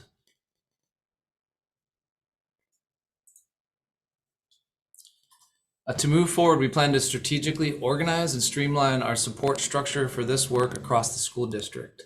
As you can see, there are a number of staff members, individually and collectively, that contribute to this MTSS work. This is seen as a support structure for all students, both general and special education alike. An important addition to MTSS this school year is the work specifically for and targeted to our school counselor and intervention team members. This specific work, as you can see in the graphic, is adapted from MTSS and simply adds the college and career domain for counselors. At the time of its development, the state of California did not wish to have these college and career supports performed by counselors in a fragmented manner, i.e. some counselors supporting only college and career supports. Instead, the desire was to have all school counselors support students across all of the three domains of academic, college, career, and social emotional. MDSS as an acronym, where MD denotes multi-domain, is used solely by an organization called Hatching Results to specifically note the inclusion of college and career. MDSS is aligned to the national MTSS model and actually authored by the same individuals. The district's usage of MTSS includes all of these domains, which will be visually apparent on a following slide.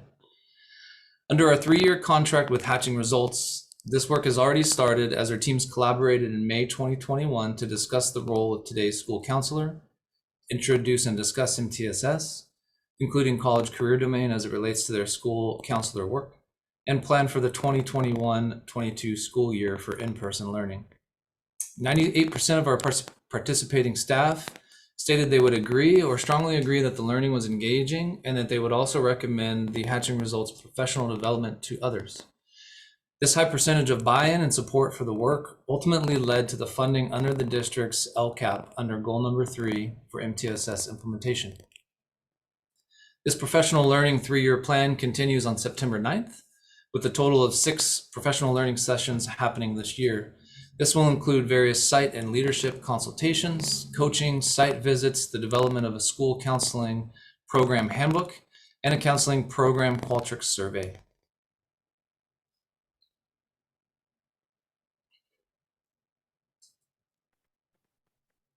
Okay, here you can see a graphic of our domains of intervention, behavior, social emotional learning, and included in our academic domain, you'll see the hatching results, college and career domain, specifically for school counselors, as Jared shared.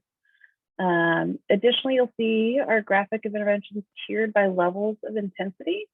So whereas the majority of interventions are designed to be in tier 1, accessible to 80 to 90% of students, our targeted tier 2 intervention support covers 5 to 15% of our student population and their need, and our intensive tier 3 interventions, which encompasses 1 to 5% of students. In our last MTSS update, we listed out our current tiered intervention offerings. However, in these purple blocks here, we've detailed out the targeted projects and focus areas of intervention development aligned with our MTSS vision, our district and LCAP goals, and they've been mapped out over our phases of implementation, which will be reviewed in just a little bit as well. So just one example of this work can be seen should we shift some of our targeted supports to universal support.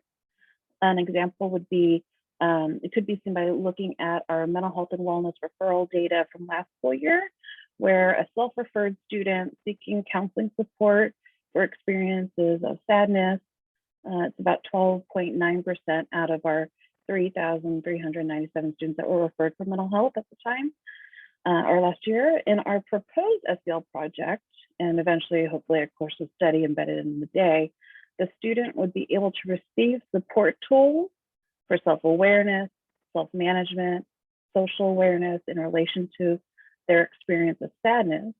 And then a byproduct of that is an improved resiliency, an increase in the sense of well-being, and a reduction in feelings of sadness and pain.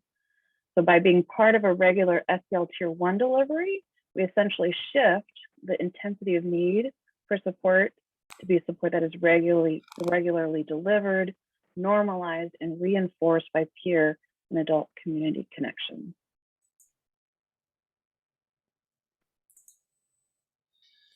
So how are we going to get there? Well, we've aligned phases of our MTSS implementation to that which was adapted, as previously mentioned, from the County Office of Education implementation timeline, as well as from the California MTSS framework. In phase 1, design planning will continue with our site, team and district lead team workshops, which will include process mapping and examining data on current intervention effectiveness. The Social Emotional Learning Task Force will continue their work, moving towards a pilot of curriculum and professional development for all staff. In phase 2, the implementation of the MTSS data platform will be expanded with a focus on improving interventions equitably based on phase 1 data dive. Furthering the work on SEL and integrating positive behavior interventions and supports with restorative practices in behavior will also be a focus. Concluding in phase 3 will be the assessment and evaluation of MTSS and establishing ongoing evaluation cycles of the aforementioned tiered supports. Desired outcome is heading towards a 100% graduation rate. Lastly, note that the integration of the college career domain specifically for our school counselors is spread over the course of all 3 phases to continue supporting our staff in this area.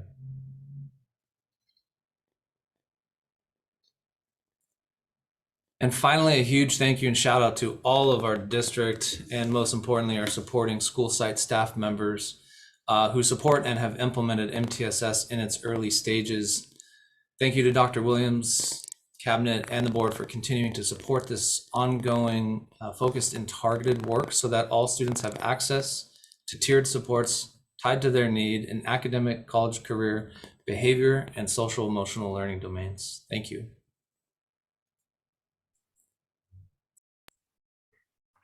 Okay, thank you. And with that, do we have any comments from attendees, member of the public, before we engage the board?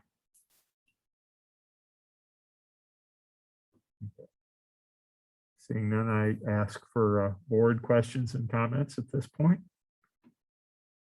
Rich, real quick. Yeah, thanks. Thanks for the presentation. I was writing notes, so these aren't necessarily any kind of order here. When did Sequoia Union High School District begin rolling out MTSS? Officially October 2019. Obviously, it took a bit of planning to start, but officially started in that fall 2019. And as we're well aware, very shortly, 6 months later, we had our pandemic. Yeah. Yeah, so kind of still hard to assess where we're at as far as phases, which is a very complicated final slide, but definitely resetting this work and getting past work connected to current and future work is goal number one. Okay, and then you mentioned it's a 3 to 5 year rollout. And given, I understand the pandemic set things back, which year do you consider yourselves to be in?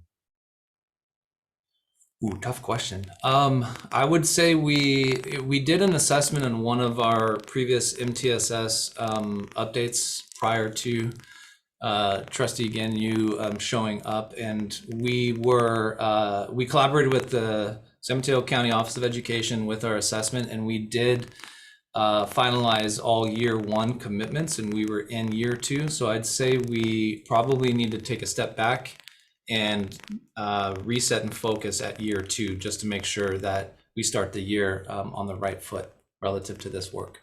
Sure. Yeah, I'm trying to get a sense from where it's at, because obviously I'm still relatively new coming up to speed and just trying to understand this. I'll say I'm happy. I think the hatching results, as I understand it, is one of the first trainings put in place, specific PD specific to counselors. And from what I understand, that's really helping move the district in a good direction.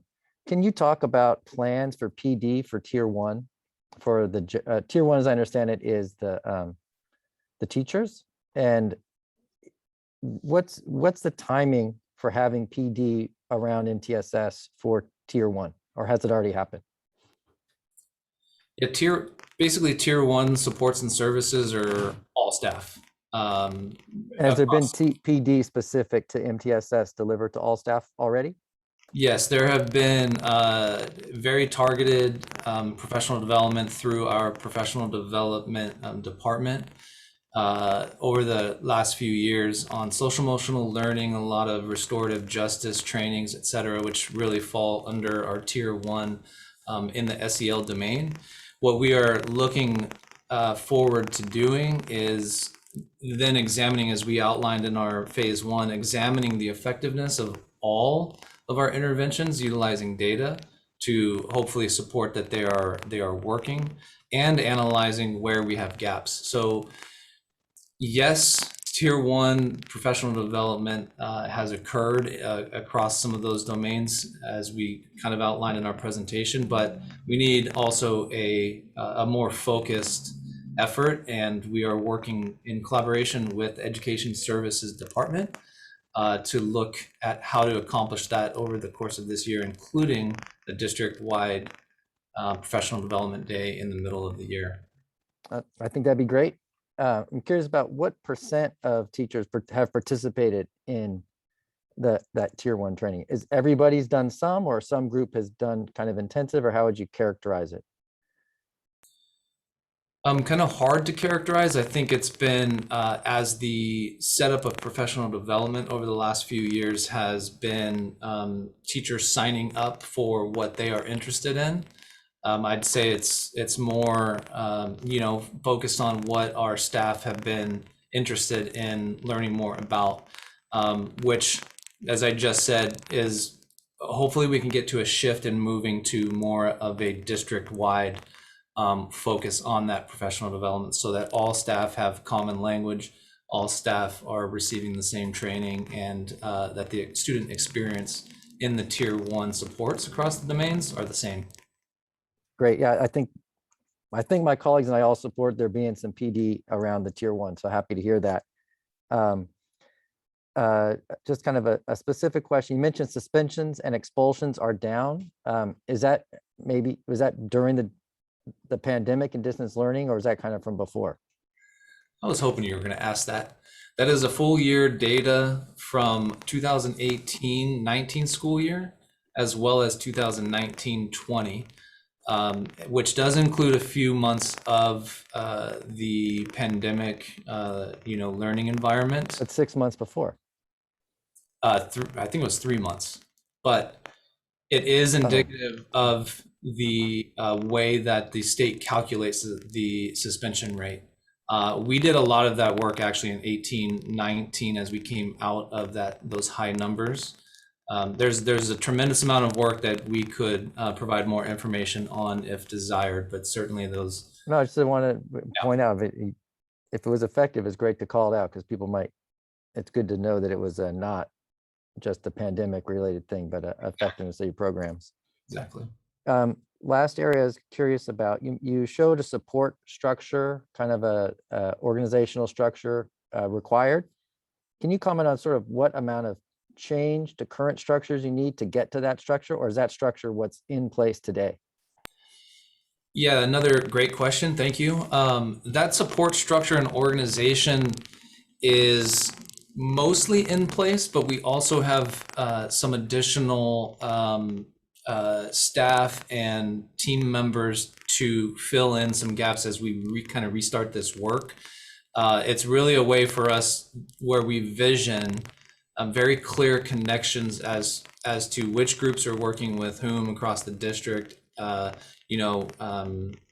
vertically as well as horizontally.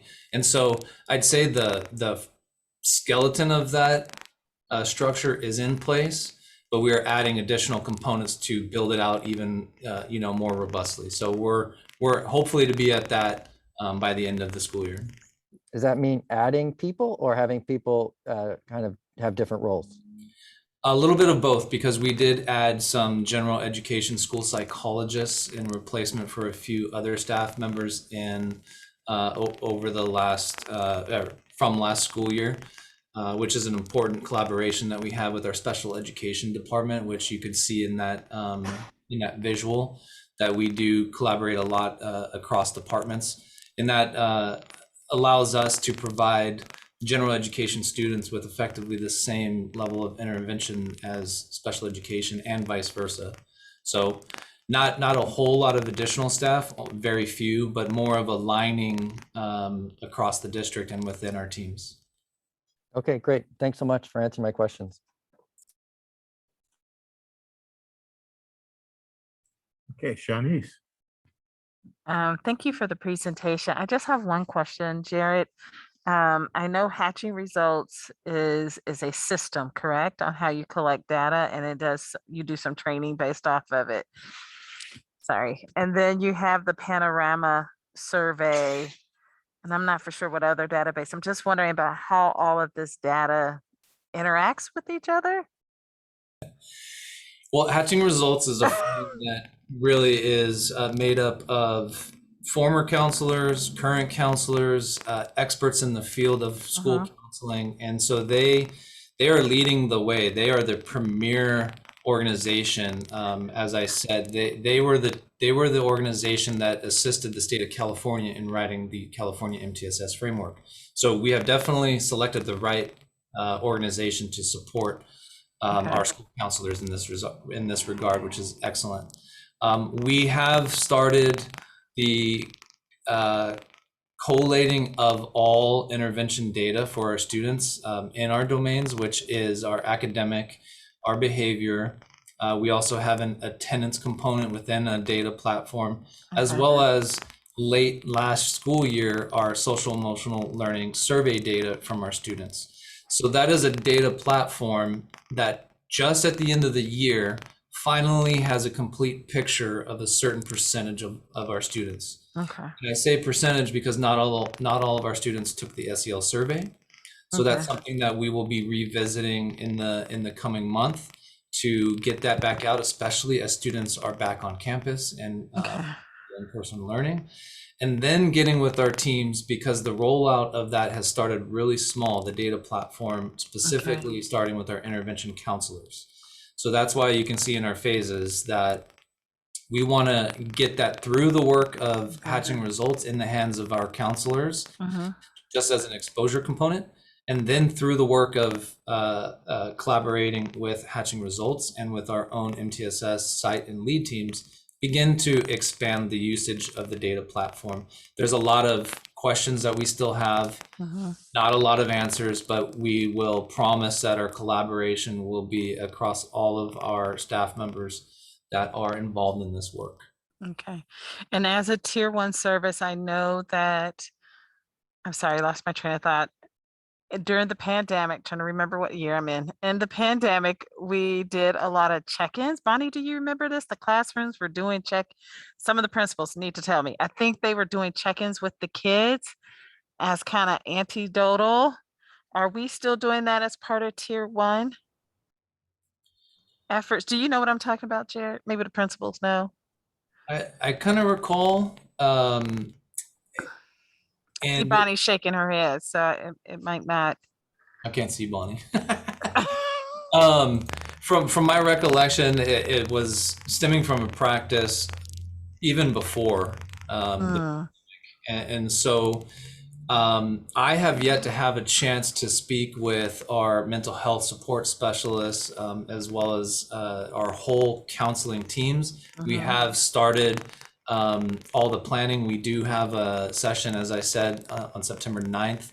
And so we will be coming together and talking about more of the supports and services, including analyzing what we have already available and where are the gaps. And, you know, we've had a lot of discussions around what else do we need to bring for kids? What are we currently missing? And so we're really evaluating how to do that strategically to not overwhelm our staff either.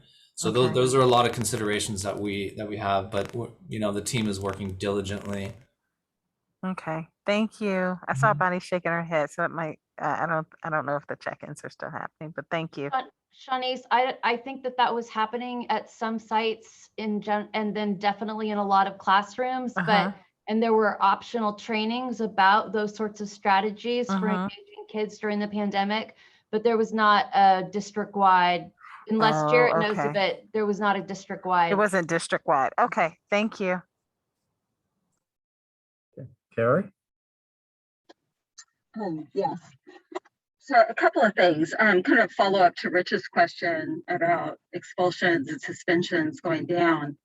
You know, I don't know if that's the complete marker for how we're doing.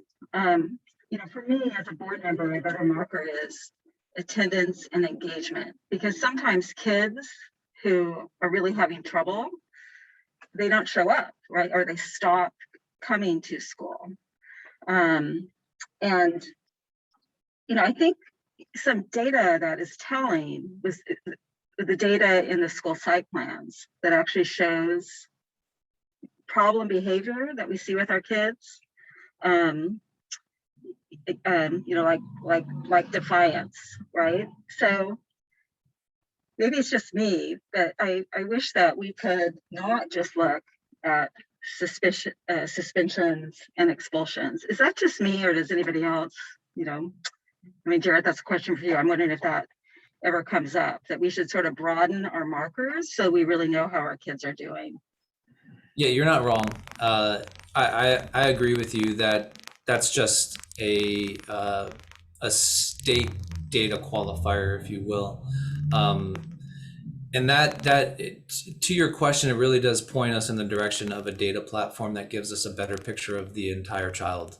What is truly going on with attendance? Is attendance tied to achievement? Is a student passing all courses with A's and B's, but is truant? That's an interesting question, right? Yeah. Is there one of the students' SEL domains, like self-awareness, that they may be a little low on themselves?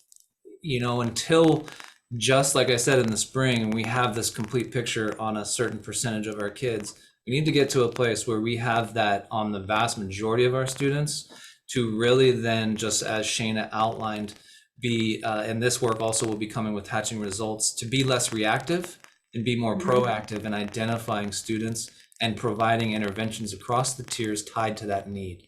We are in a much better place now than we have been, and we expect to be in even a better place in the future because of this work. Okay. I know that was a long answer, but Okay, thank you for that. My other thought is this is all very complicated to communicate.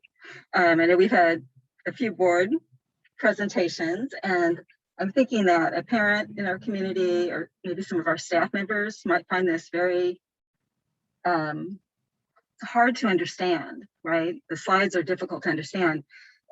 I got really excited when I heard about hatching results, and I'm so grateful that our board is supporting that effort. And I was excited when I talked to both a mental health counselor and a school site counselor when they expressed their enthusiasm for this training. And I realized that it's, like our school site counselors, they touch every single kid in our district, right? And for them to get this intensive training is really powerful. And I know that they're doing, sort of that mental health side, they're having those, conversations with kids about anxiety, right? So to get this really great training is so important for them, and also training for our mental health staff. And then that training just kind of, ebbs out to other people within the school district. I'm wondering if that's an easier way to sort of communicate like what we're doing with hatching, right? Because people get excited about training, it's important. Would that be easier? Because it's not just communicating to the board, right? Everything we do, we're communicating to the broad community. And also it was interesting to me that part of the SEL task force, maybe it was just the groups that I was in, I didn't hear much about hatching. I heard about it kind of in other ways. So was that just being discussed in other subgroups? It wasn't like the main part of the conversation. Do you see what I'm saying? But yet I think it's the clearest way to get the community excited about this work and the easiest way of understanding it. yeah, I think what Dr. Williams, myself, our team, as well as Hatching Results, our representatives have discussed is coming up with also a Hatching Results,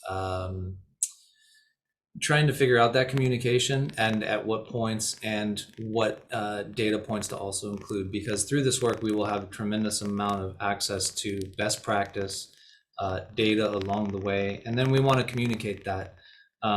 That is underneath our large umbrella of MTSS, as we were talking about. And so we do have some work in the next few weeks to align the district MTSS scope and sequence, to align that to the work with Hatching Results specifically for our school counselors and our intervention teams. And so you may be onto something that may be an easier, more efficient, maybe the better phrase, more efficient manner for communicating to the public. And we are more than happy to brainstorm with Dr. Williams on potentially doing that in the future as well.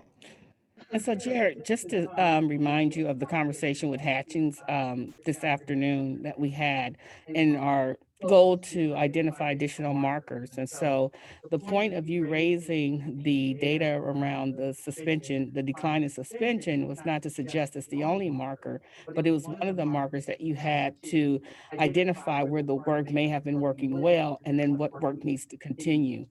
What we also were able to do with the Hatchings group was to ask for the data points that were going to give us PowerPoints for understanding how do we best roll out the professional development, not making it a mandate, but also just infusing it in the professional development that's happening at the school sites. And so there are a series, as you remember, and please do share, a series of efforts that are to come along with our timeline, our implementation timeline that we're going to share with the community and with the school sites, as well as the training that has happened with their counselors and with parents.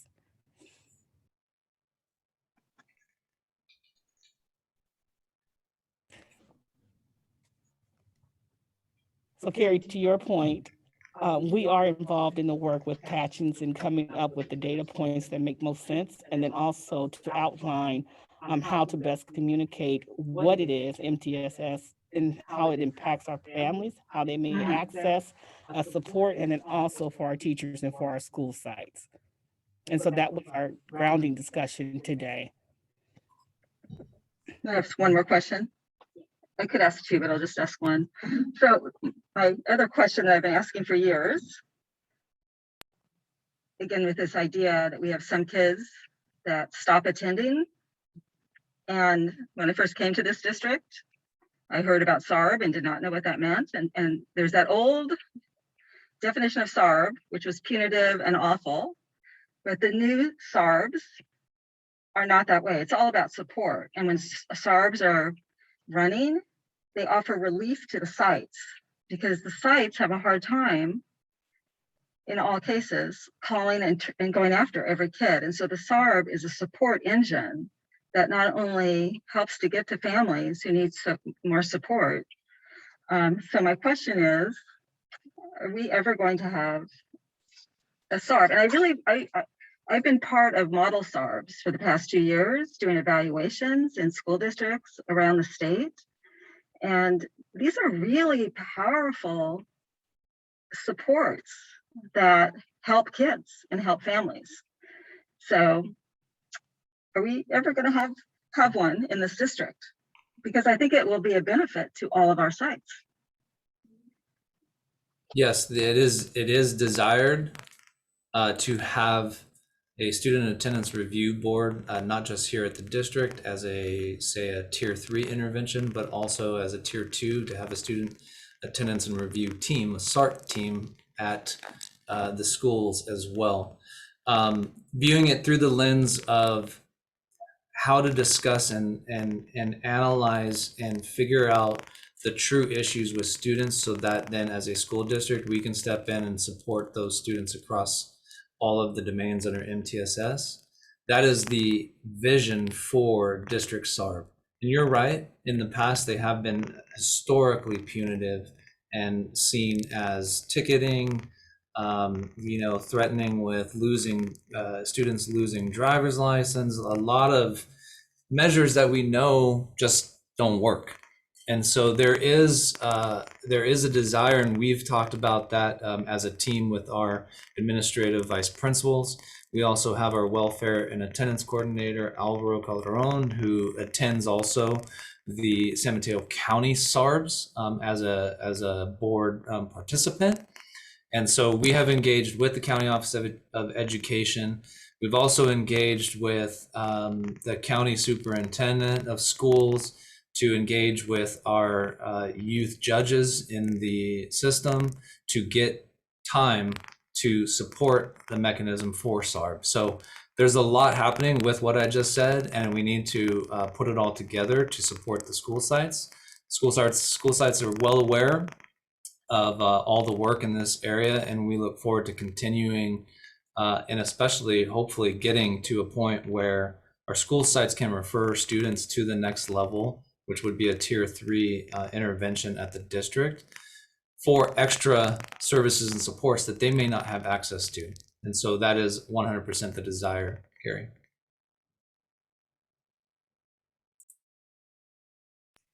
Yeah, Chris? Hi, Jared. It's good to see you. I'll ask just one question, and to some extent, it's going to go to Carrie's point about using the hatching results framework as a way of explaining things. In the tier 1, in the slide where you show the activities by tier, there are 3 activities listed for tier 1. One's called district core curriculum, and another is individual student planning. I wonder if you would talk about, give me some ideas of what that's all about, or share more about what that actually means in implementation. Chris, can you mention that one again? Sorry, I was trying to pull up I think you were talking about the intervention domains and systems, the pyramid slide. It's the pyramid slide where there are 3 green bars, 2 of them that I think would be useful for me to help understand what's going on there, would be, what's it mean to have an intervention related to district core curriculum? What's that look like? What's it mean to have interventions related to individual student planning? Yeah. And that's it. I tell you what, it's very hard to come up with a simple graphic. And I say simple, and this is like overwhelming me visually as I look at it again. But as simple as we could make it, sample and desired supports and or interventions across all three of those domains. So not every single one in those purple boxes fall into all of the domains. But what I think you're talking about are some academic interventions and, talking about identified need for students and what other kind of academic interventions, and maybe based on, how students have done in a course or through assessments. I know the Ed Services Department does quite a bit of work with our instructional vice principals and our teachers in that regard, and identifying who may need extra interventions through, like, say, a specific course. I don't know if Bonnie wants to jump in and talk potentially, you don't have to, but potentially about academic interventions. But I think, Chris, that's what you're alluding to. I think by academic interventions, Jarrett, that's speaking to what are we doing in the classroom to keep kids from escalating.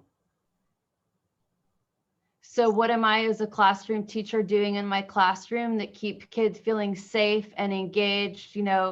Everything from, do I have an agenda on the board so kids know what to expect? Have I found a way to greet kids, be it me or each other in the class? How do I handle it if a student gets upset in the classroom? Do I have the training to recognize that maybe that outburst is coming because it's easier to pitch a fit than to say, I don't know? How do you make it safe for a kid to stay in a classroom and access the academic curriculum?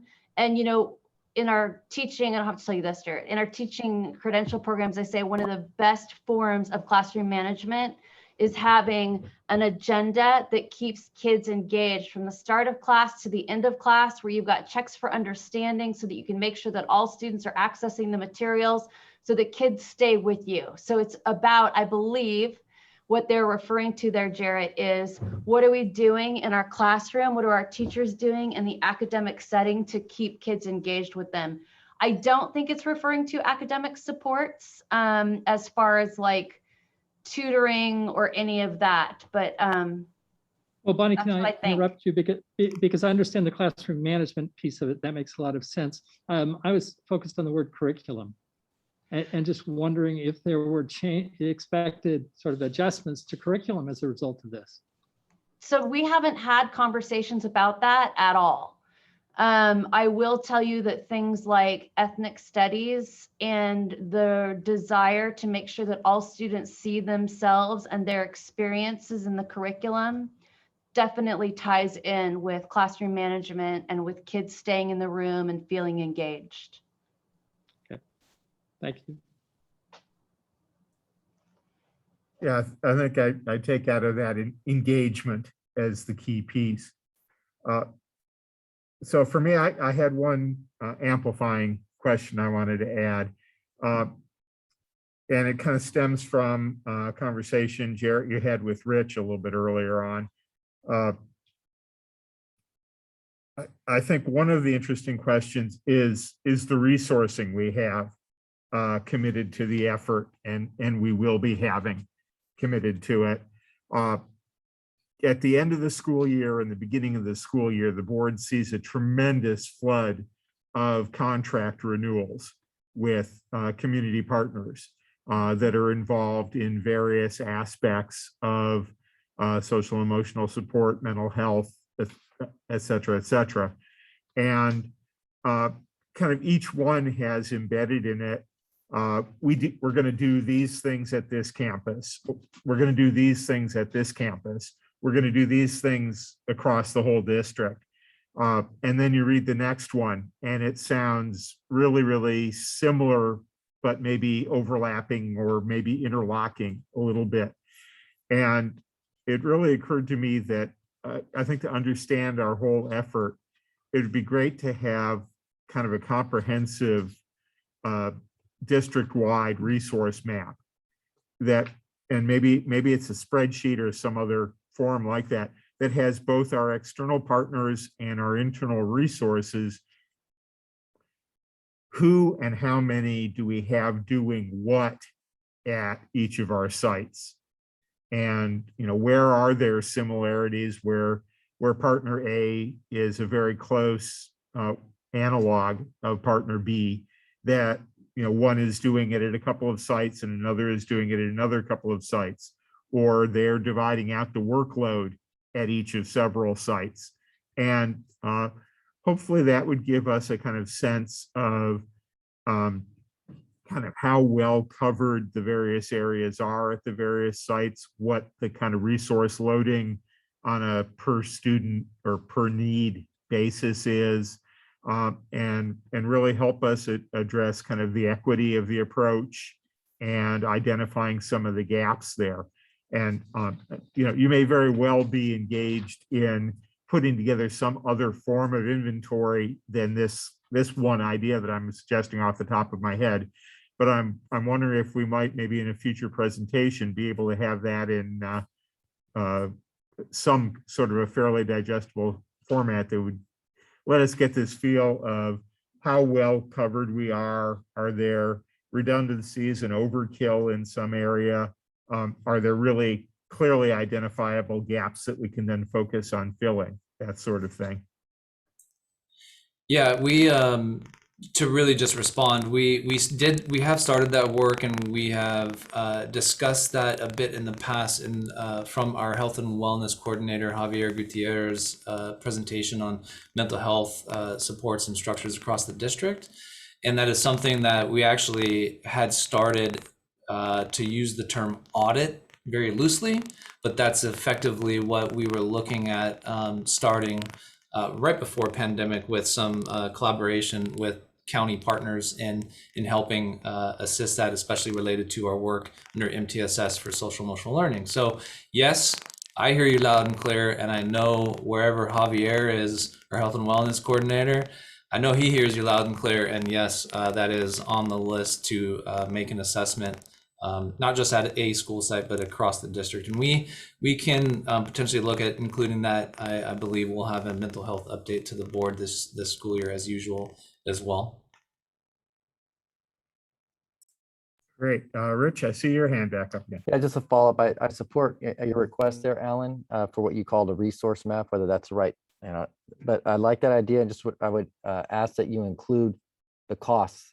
So not only like the number of people or number of hours, but also the costs whenever that comes. So I appreciate that idea, Alan.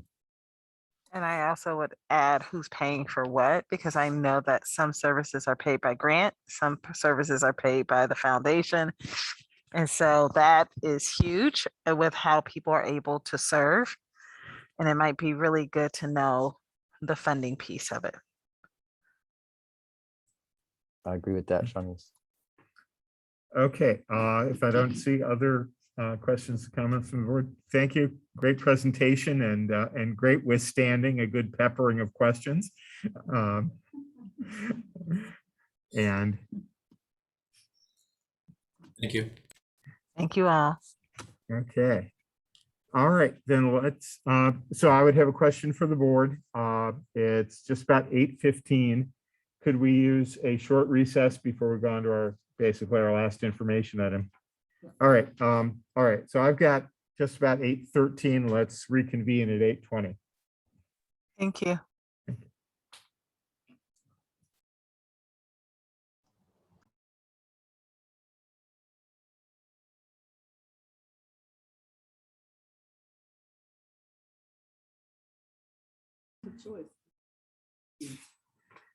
Okay, we are back from our recess.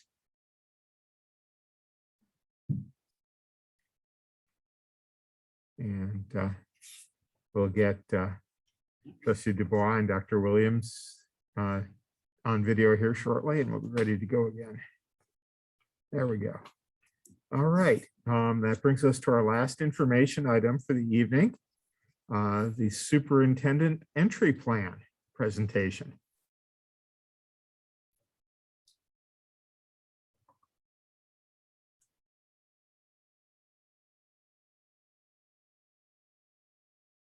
So good evening, everyone, again. It is with my pleasure that I bring to you my entry plan on being here at Sequoia Union School District. I've been here now, I think it's my 7th, going into my 8th week, and I'm equally excited about being here as I was from the first day and from when I accepted the position and was hired by our board, our trustees.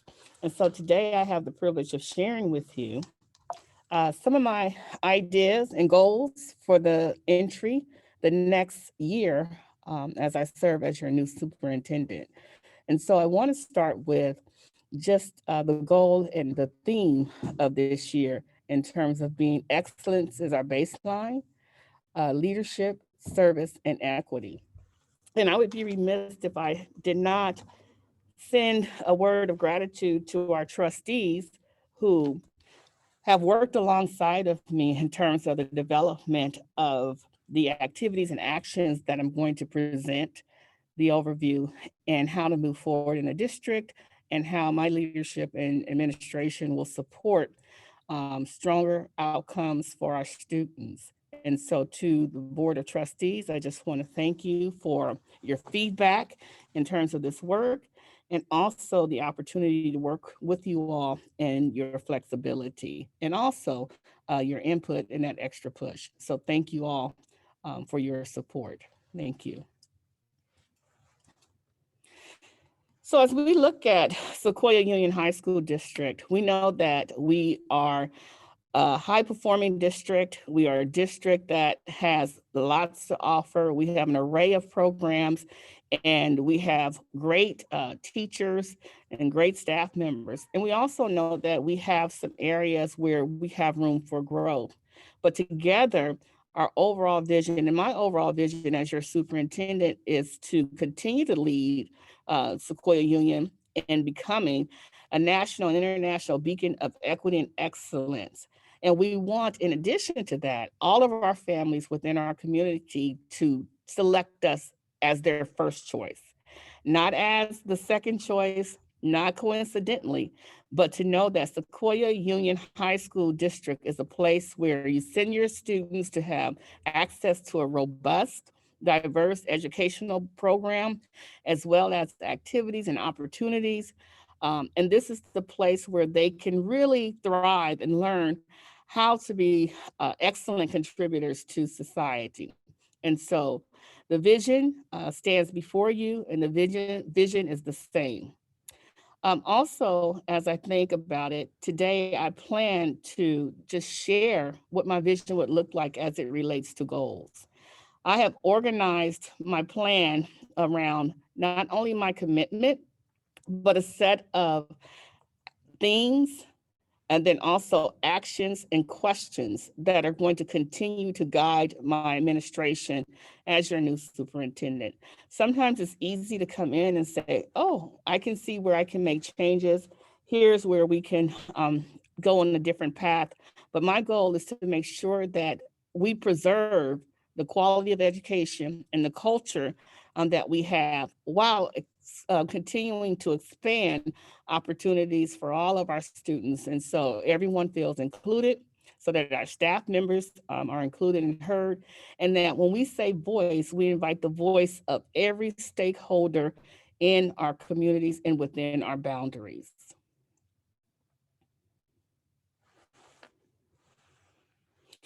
And so in my inception, there are several actions that immediately I went and undertook.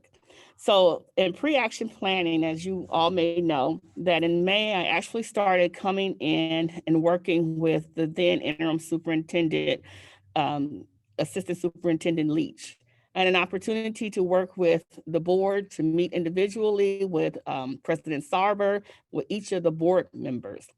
Also in coming in, I had an opportunity to join a host of welcoming seminars and introductions and community members meetings, where I was able to touch base with community members and ask them, what is the best thing about Sequoia Union High School District? What is at the forefront when you hear the name of our district? What word, what phrase pops into your mind? And so many folks said pride, the people, and then also performance. And so when we think about that, there were several things that happened in order for us to, and me to understand what that pride and that people and performance would look like. And so holding meetings with stakeholders, meeting with our bargaining unit leads, and also scheduling visitations. I had an opportunity to do visits at the sites and sit with the site leaders and their staff at some, and to ask them, what is most important about your superintendent? What is most important to you in terms of support and leadership? And so again, those themes continue to emerge about the pride, the people, and performance. And so when I arrived here July 1, there were immediate actions that were going to guide my work. And that work was, one, in creating this entry plan and giving directions, was to meet again with the Board of Trustees. We held a retreat back in July where we discussed and revised the governance goals, also had an opportunity to meet with cabinet members, and then also had a chance to discuss and review standards of practice. But most importantly, as I hit the ground running, one of the most important actions that I was required to take was to create the fall opening plan. And while we know that we are continuing to update this plan as we find out more about the pandemic, as we find out more about variants, and in our attempt to keep our school sites safe and our teachers and staff and students healthy, we knew that we had to have some level of guidance for our incoming students to welcome them back for their first day after being gone nearly 2 years. And so with those actions, we are proud as a community to say that we were able to, as was mentioned, join one another in solidarity to show our support for our communities as we boarded a bus very, very early in the morning with the intent to go to each of our departments who were charged with serving our students on the first day of school. And we wanted to welcome them and also to show them our support and let them know that we are in the field with them and we are in this push to continue to keep school open for all of our students. One of the other roles and responsibilities that I have when I hit ground running was to recruit and hire an assistant superintendent of human resources and student services, and that is on its way. And so even before I began on July 1, there were several actions that I participated in just in preparation for my leadership here at Sequoia Union High School District.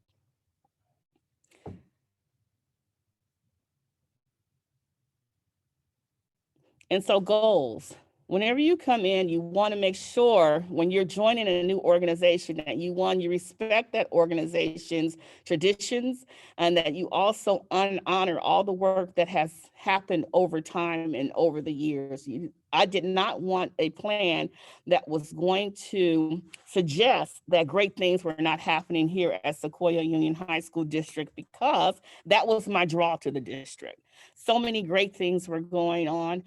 So many great programs were being implemented. When we speak about the middle college program, we speak about our music program and just the talent all around. Our teachers, the professional development department. There are several things that were happening that were just true elements and gems of the district.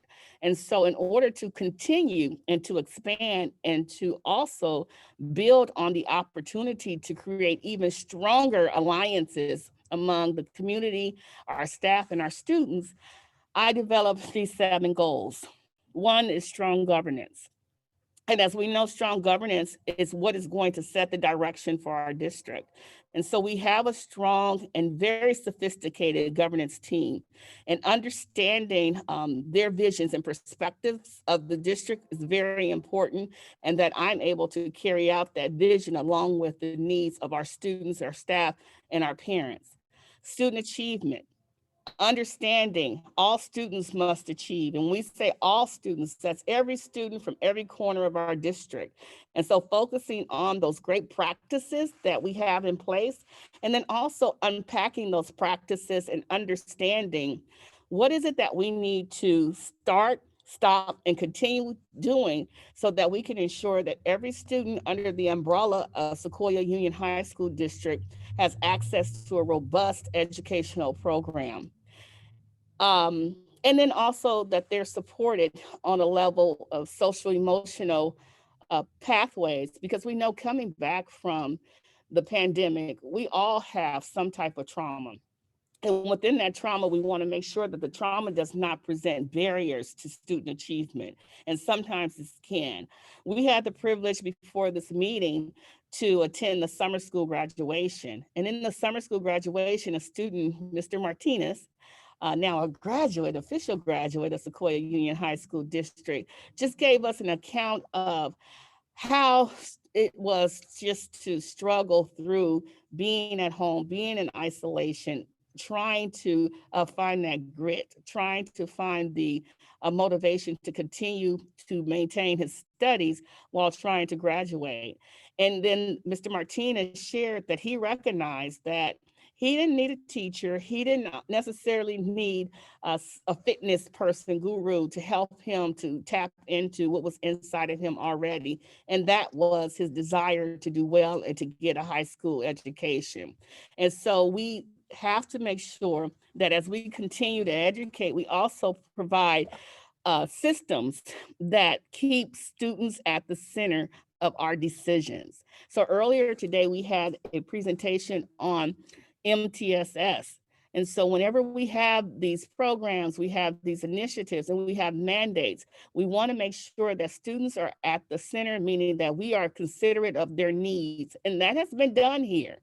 And again, as we expand to understand what all of our students need, and those changes are occurring every day in terms of needs, because our students are different now. When we walked on campus and we welcomed our students, and while we could not see all of their faces, we did see a difference in their eyes. We saw hope, but we also saw a level of uncertainty and fear that just made us want to cling to the students and let them know we are here as a support system. So as we think of allocations of funds, as we think of the questions that we ask one another, we also want to remind ourselves that we start with, is this good for the student, as evidenced by, and collect that data, be it qualitative or quantitative data.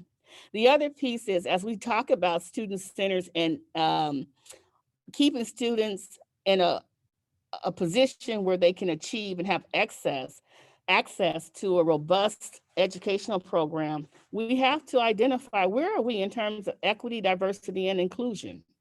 And that's the big bucket. Upon my arrival and having conversations with many stakeholders, this indeed has been a topic of discussion from our staff, from parents, and also from students. What is your position, Dr. Williams, on equity? Where do you stand? And so we're going to think about, who are we in terms of equity? How do we define equity? And what is our equity blueprint? And what is our intention in terms of equity?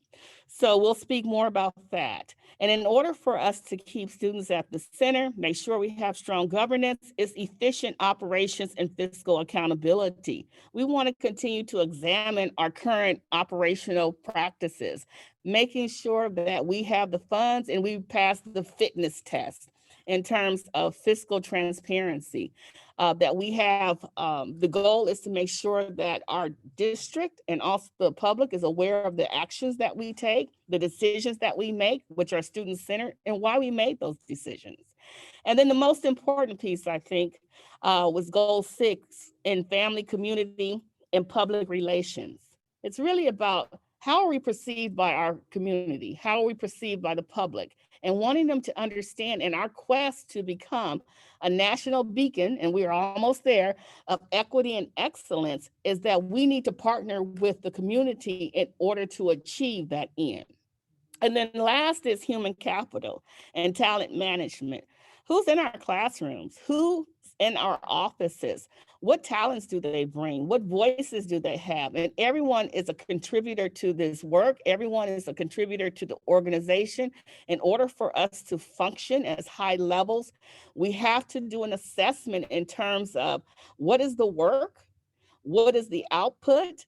Does it make sense? Where are sections or areas that we may need to restructure so that we reach a certain level of efficiency, and then also maximize the opportunity to service students or have a greater level of service and support for our students and also for our schools. And so in addition to the goals, there are certain actions that must happen. So in the entire plan around the 7 goals, they each have an action. And so as I work with the board, we continue to build a relationship so that we again become more familiar with a style. And then also I understand the direction from my 5 bosses, the board of trustees, and that we're able to interact and be very transparent with one another so that we can thrive alongside of one another. We want to also examine accountability protocols. If in fact we have an initiative, if we have a program and it's student-centered, how do we know it's working? And how do we know it's working for all students? What are those indicators? Wanting to start visiting all schools and having listening and learning tours in terms of how are stakeholders really feeling about our district?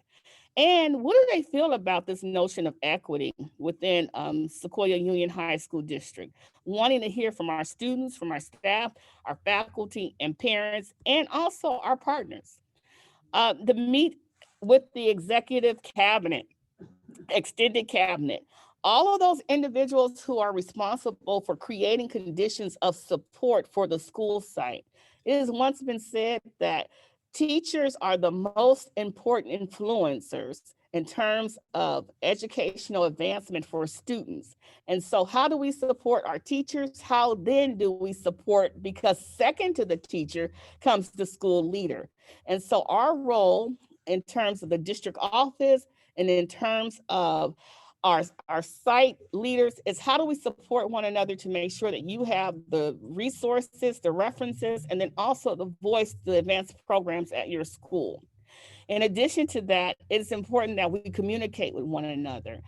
We've had some correspondence that were read earlier, and it suggested that we weren't as transparent as a district as we could be.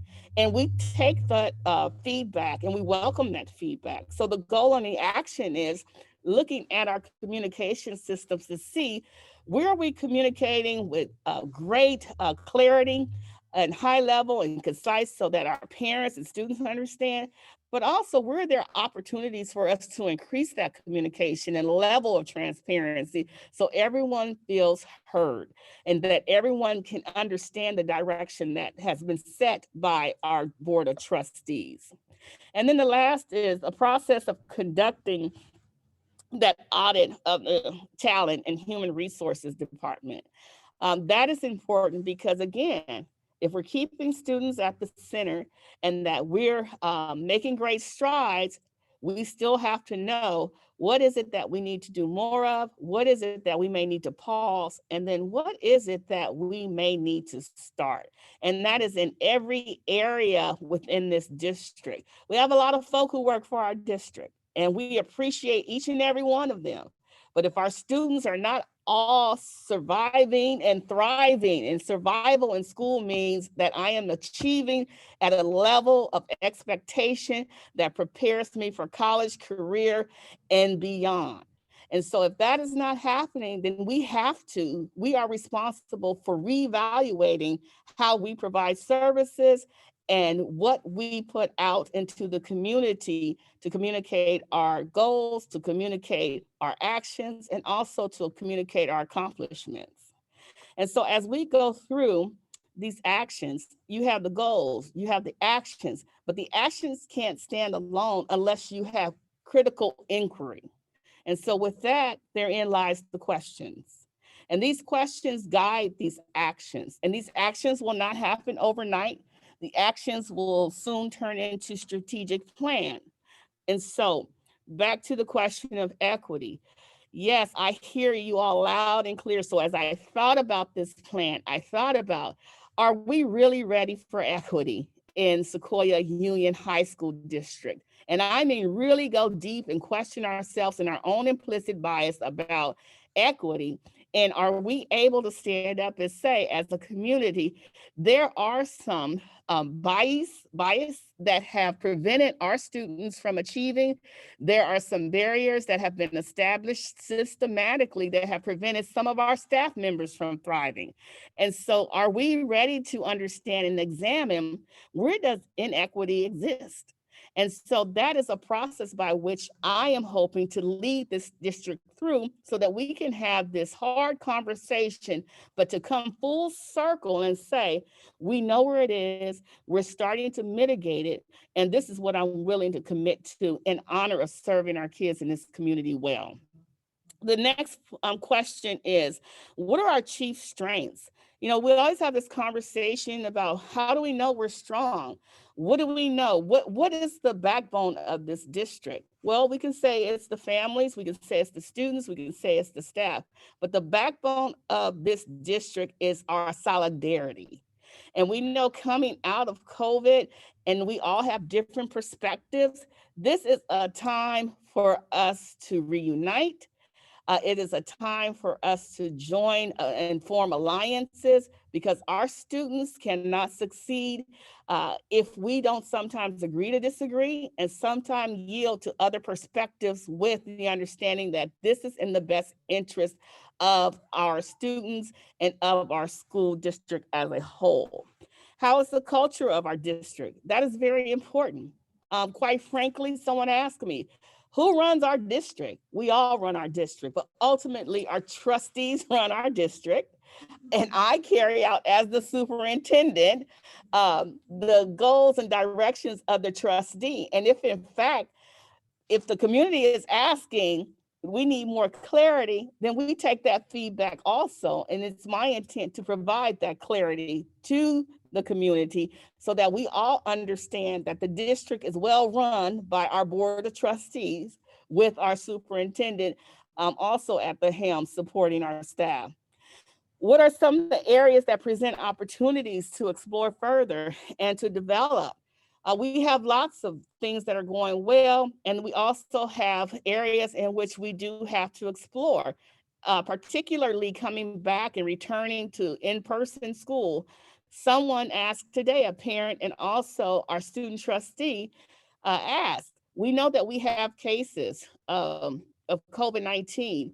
What's the reporting structure?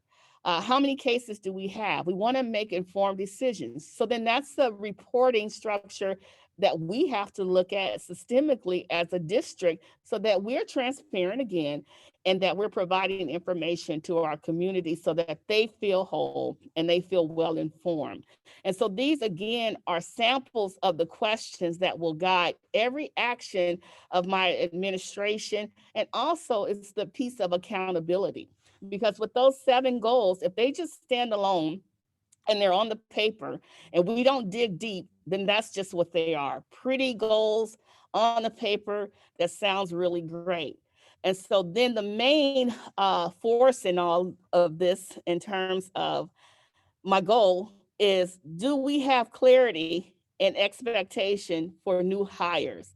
And I think that is so important because as we scout for talent, as we support our existing staff, and then also we bring in new staff, we want them to know that we are a family, that we are in alignment for the most part, and that our entire goal and one goal is to ensure that our students are safe and in an environment where they can thrive academically and socially and emotionally. And the last one is, what support is needed to yield successful outcomes? And that's important as well. And that's not just successful outcomes for students, but for the board, for your superintendent, and also for the staff and our school leaders and leadership teams as well. And so these are just samples of questions that guide the actions that support the goals that have been presented this evening. So what are goals and what are actions And what are guiding questions if you don't have a metric?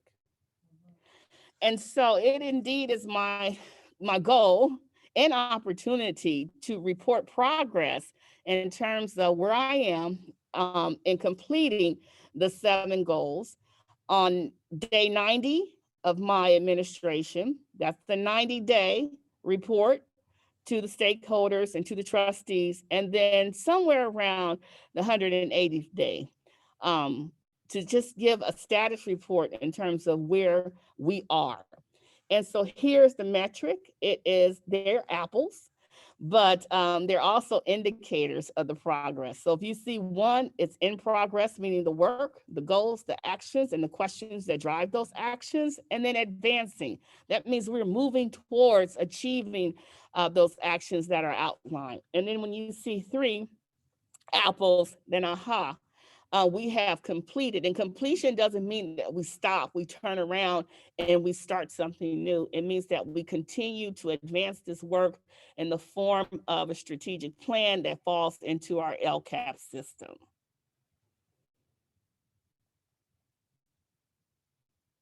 And so the entry plan in its entirety will be posted on our website, and we will share it with our staff and our community via email as well. It will be presented in both English and Spanish, as well as other languages. And so I just want to say thank you all, and I want you all to understand my commitment to the district. This work is not easy, but it is a work of love for me. And also it has been great, all of the welcomes that I've received, the gratitude, and that just wants me to work more diligently and just closer to all of you, just to ensure that our students are safe, they remain well, school remains open, and that we succeed at becoming that beacon of equity and excellence in this world, in the nation, and that we are the first choice for every family, and that they do not hesitate to send their child to Sequoia Union High School District, where excellence is our baseline through leadership, service, and equity. Thank you. Questions? Excellent, thank you. I'd welcome any public comment before the board begins batting this around. I'm not seeing hands going up in the public, and so happy to hear from board members, questions and comments.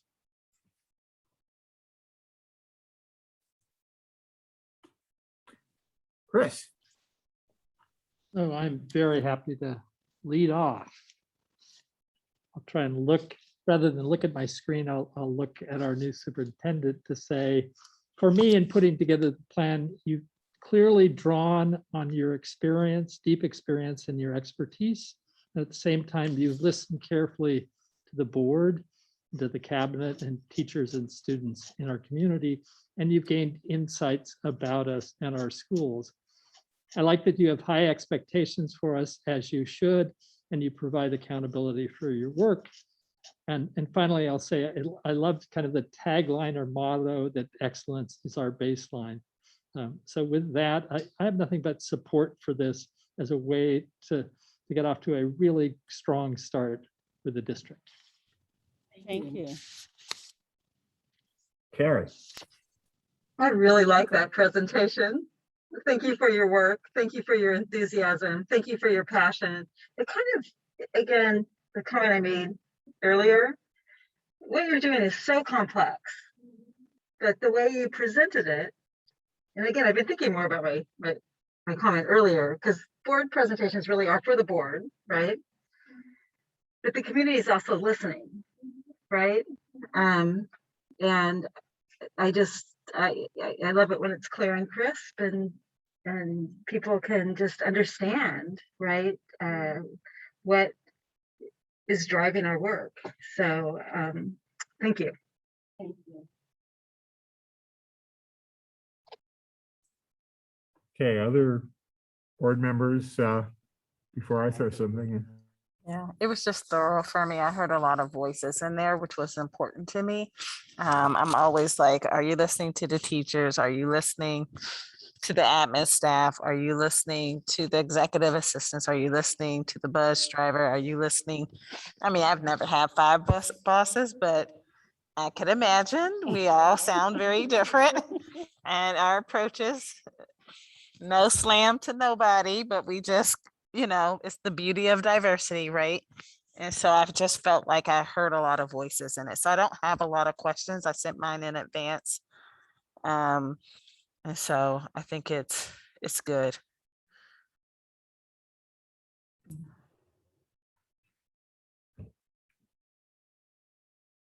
Well, I'll just say I had a conversation with Dr. Williams in advance of today about the plan, and some of the things we discussed were incorporated. So I don't have more to add today. Okay, yeah, and I'll throw in a little bit of my thoughts. For me, there are two really major important things that a presentation of this nature is about. The first is how the new superintendent is settling in and integrating into the job. Your education about the nature and the history of the district, of the people and the resources we have in place, the challenges, the priorities, what we want to work on, what we need to work on. And then the second part of it is really this first step of taking the goals and everything you've learned about the district and beginning the process of operationalizing the work.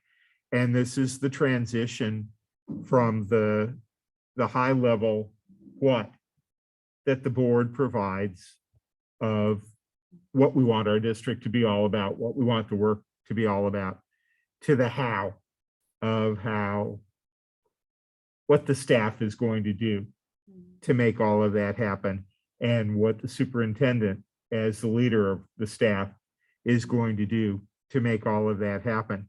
And so really when we look at the check-in points of 90 and 180 days, there's really a first check-in point, and this evening has represented it. And really the comment I'd like to throw out is to echo what I've just heard from the other board members, that we have had a very strong interactive path to this point.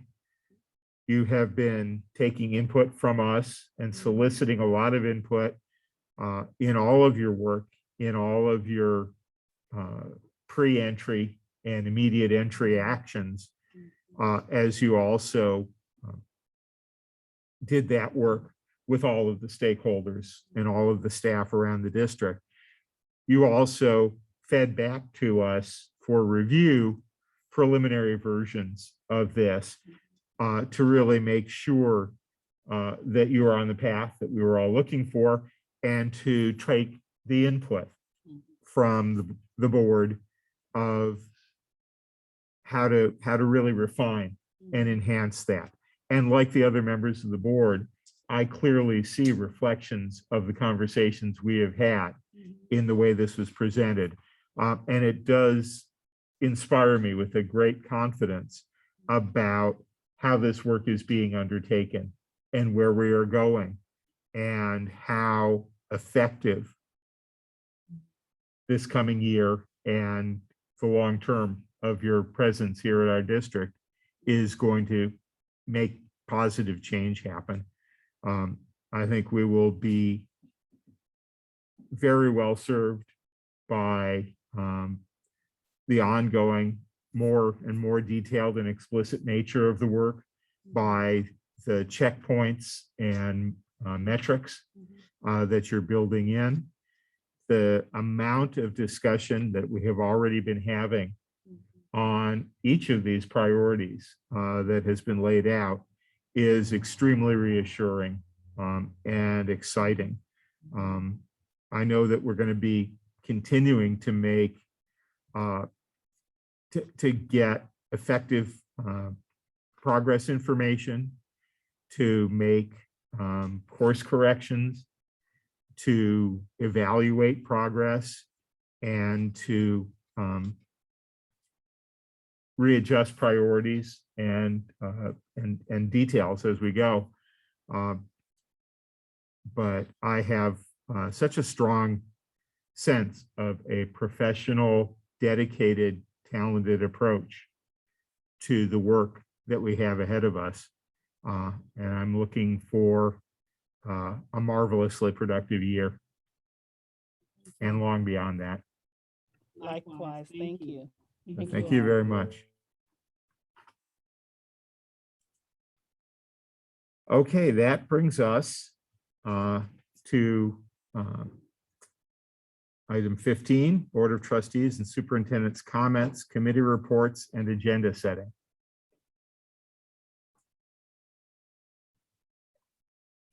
Along with future agenda items.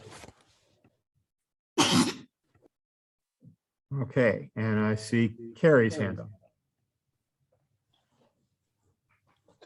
So I just have some reports. I went to the Coke banquet for the first time ever.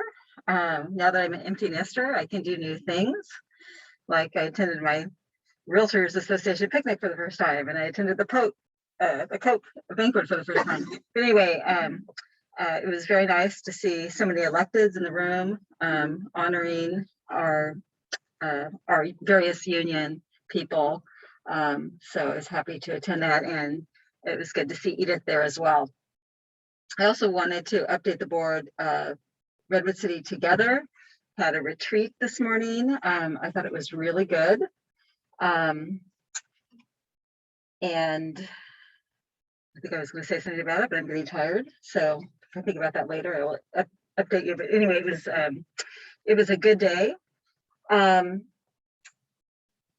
I think that's it. Rich? Yeah, so I've got 4 items. First, I had a question from someone. So just to kind of say a future agenda item tonight, we're doing superintendent evaluation. And before we began the superintendent selection process, the board discussed a plan for superintendent evaluation, which includes 3 checkpoints during the year that kind of align pretty well with the check-in points in Dr. Williams's plan. 1 in sort of this time frame, August, September, 1 in the January, February timeframe, and then 1 in the May, June timeframe that includes a formal write-up. And in each of those times, we plan to have an executive session portion of it. I've put that out there so that that was planned prior to selecting Dr. Williams, what we thought would be effective governance, and just wanted everyone to know that that is a plan, and that so not to be surprised when you see those things, because that's what we talked about doing long ago. Two things for the superintendent board president to put on the calendar in the coming months, one of them sooner. Cybersecurity update. I believe you're supposed to have had it by June 30 per some sort of a grand jury thing. So hopefully we can get that on soon. And there have been school districts that have had ransomware attacks. So I really want to make sure that Sequoia Union High School District is doing everything that should be done so that that doesn't happen to us. And I don't know the timing of it, but the redistricting of the district boundaries, I don't know when that will be on our agenda, but I'm interested to know when that's going to happen. I think we have to hire somebody. I don't know all the steps, but make sure that that's on there. And then the last thing is more of a, I don't know, I guess since we have this agenda item, we could somewhat discuss, but we have a study session planned for the end of September. There were a few possible topics for that study session that were put forward. And I don't know whether my colleagues have any interest in any amount of discussion about the topics for that, for what to study there. I mean, one would be, facility needs. One, and then we could also, we have, we have done a study session on equity. I don't know if there's an academic topic that we would have a study session on, or if there's we just had a whole student sort of SEL focus tonight. So I don't know whether we would have that as a study session. but I just throw open for discussion. I haven't done anything in the academic framework as a study session since coming here. If there'd be an area of focus that makes sense around our board goals on the study session, or other ideas for that study session, since this is the one time where we could legally talk about it in public. So I just throw out if there's anyone has any ideas to share about the study session. I need to think about it some more. Well, I know, you know, we were polled on 3 items, which was basically follow up on governance, follow up on equity, and the broad budget umbrella. And I think, you know, since governance and equity were the 2 key topics of the retreat, I would put the budget with, in my sense, with a facilities evaluation under that umbrella as really the top of those choices. I do like the idea of an academic type of topic. I think one of the things that might be good for this whole group to be looking into is the progress of the different initiatives that have been expanding out from our freshman year of, you know, the math initiative and the science programs and the English programs, where we are tending more away from remedial and below grade level courses and more toward inclusion, and how that broad bucket of initiatives is going and where we might be going with that. And that's just sort of somewhat of an off the top of the head response to that suggestion. Mr. President, while I share an interest, keen interest in those topics. Chris, I think you're muted. Thank you. Well, I share a keen interest in the topics that you've mentioned. It seems to me that early in the academic year might not be the best time to be looking at those things, but I think the superintendent can help us with guidance. One of the things I'd love to see that might be helpful to us on this topic would be the results of the polling of the board on those 3 topics. Yeah, so I would agree, but just I also echo what Alan said, that 2 of the topics felt like there were things we had just covered, and so that's what caused me to bring this up today, because I felt like some of them were very recently covered. Yeah, you know, what I would say about the equity topic is that, you know, we are seeing the transition from board goal level interest to the operationalization of it. And I think we can delve in a much greater level of detail into the future. So I think there's a lot of good ground to consider there. So I would welcome the superintendent to the conversation as well. I would invite us all to just remember that equity is something that is a lens that we see everything through, that we should look at our budget through, our academic progress through. And I would invite us, based on the survey results, which equity and the fiscal piece were the top 2 based on the survey, that we would continue with looking at the budget in terms of the facility needs through an equity lens, and then also looking at equity as it relates to academics. And we can do it overall in terms of the programs. And so I would invite us all to consider those 2 topics through the lens of equity. So always including equity in all the study sessions is what you're saying. Am I hearing you right? Yes, Okay. I am. Okay, that makes sense to me. I think the only thing I get a little concerned with equity, and I actually talked to one other board member, is just really having a clear definition that equity, I'm using my AVID stuff, like you zero in on the academics and equity, and not equity, like, but just like focus on education. And I think that is really important to me, so we don't get lost. Right. And I think if we lend ourselves back to our governance goals and our equity goal, that will help us to stay grounded in the work, and then also lead us to our district-wide definition of equity, and not just from this body, but just as a springboard that collectively as a district from all stakeholders with their input that we agree and land on a definition of equity. I do have one question. I know that there's going to be an equity audit. How does that get back on the agenda so that we can hear more about that? Shanice, you're muted again. What I was asking was, I know that there was some discussion at the board retreat about an equity audit. How does that fold back in? What is it?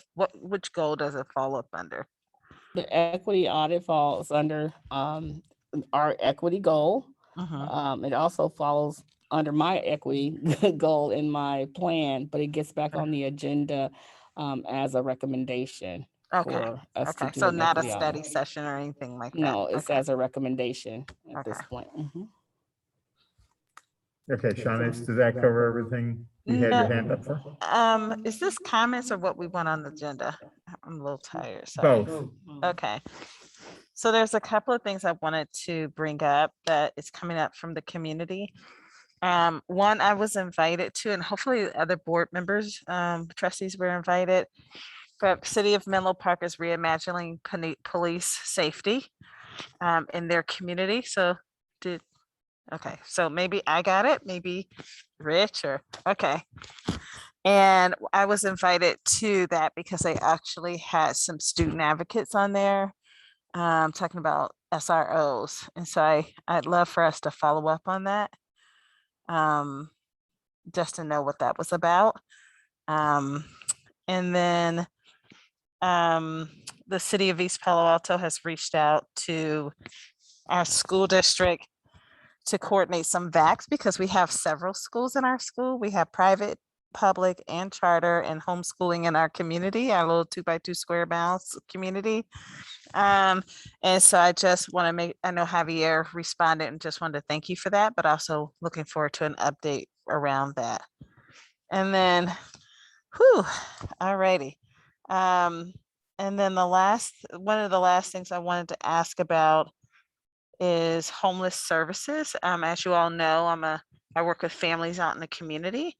It's not clear how on the website how kids who fall up under the McKinney Act, given the amount of kids who may be facing unhoused issues due to the eviction moratorium ending September 30th. And what that looks like for some of I know in my community, we have a huge threat right now of further gentrifying our community because families can't afford the rent or the landlords are using that as an opportunity to get families out. And so I think we need to be prepared for the McKinney Act and kids not needing support around clothes and food and uniforms and support services. I'm sure Jared is all over that, but I just wanted to put that out because it's also Redwood City. It's also North Fair Oaks. Some of our communities are going to really struggle. So I wanted to put that out there. And then. And can I clarify, and not necessarily as an agenda item, but something you'd like us to respond to? Yeah. Is that correct? Yeah. Okay. It's hard to find the homeless services on the website, but I'm also thinking a month out, what is our families gonna need? And I'm sure your student services team is thinking about this, but it's just been on my mind a lot, even at the school that I work at. And then really like the community leadership piece. Just making, I know I keep pushing it, but I just feel like we need to engage our community so that we can all get through this safe, happy, and whole, and partnering with each other. I remembered Okay, Carrie, you remembered what you forgot? I remember I forgot. Sorry, I had a rough day today. So when I was talking about the Redwood City Together retreat today, one of the themes was intentional equity. And really, intentional equity means to really change systems. And we were also talking about including the voices of our youth in the work that we do in that group. And of course, that's something we want to do in our work. And it made me think about student trustees. And Isabel, maybe this is something you can help us with if we make this an agenda item or a workshop. I've thought this for a long time, that student trustees, the students that we've had, doesn't always represent a really broad group of students, right? Like a student who has to work 20 or 30 hours a week has never been a trustee, or a student from Redwood has never been a trustee. And their voices, of course, are just as valid. And so maybe there's other ways we should set up the job of student trustee, or other things that we can do to really encourage a broader spectrum of voices. So it's something that I have thought about the entire time I've been a trustee, and I brought it up to some of our other superintendents. And I think there's been some resistance to that type of change, but because we talked about change today and we need to be intentional about equity, I don't know if we have a completely equitable model. So I think that is something that we should talk about with Isabel's help. Yeah, I would just say, we clearly don't have an equitable model, but we do have the Student Advisory Council, which is much more relaxed, where students can come and bring kind of their ideas, and it's not as time demanding, and it's also kind of a more stop and go thing. So I would say that is actually the kind of more equitable part of the student trustee.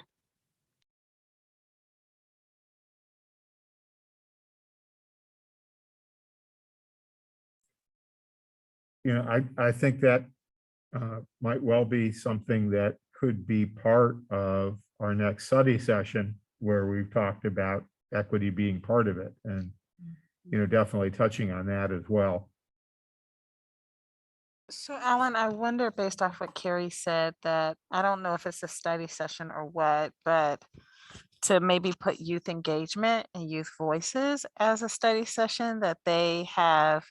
I know, let me think, y'all, I'm a little tired, but I know that we talked about that I appreciate student voices anytime there's a presentation. I mean, we just even if they're picketing, we want the kids, we want to hear their voices, because that's our babies just as much as their parents, and it demonstrates our excellence. And so maybe there's a way to do some type of youth engagement where youth are really doing something with us, or maybe we get to have a forum with just youth, and not, I don't know, it's just something I keep thinking about more and more, but I don't have enough experience on the board to kind of express it in a very clear way, but maybe that's an area.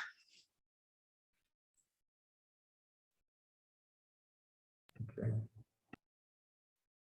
Again, I think that probably would be something that would be good to be part of the conversation in the next study session, to really get more of that going.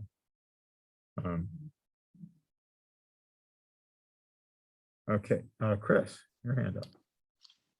I will report on the Redwood City 2x2x2 that Dr. Williams, Rich, and I attended last week.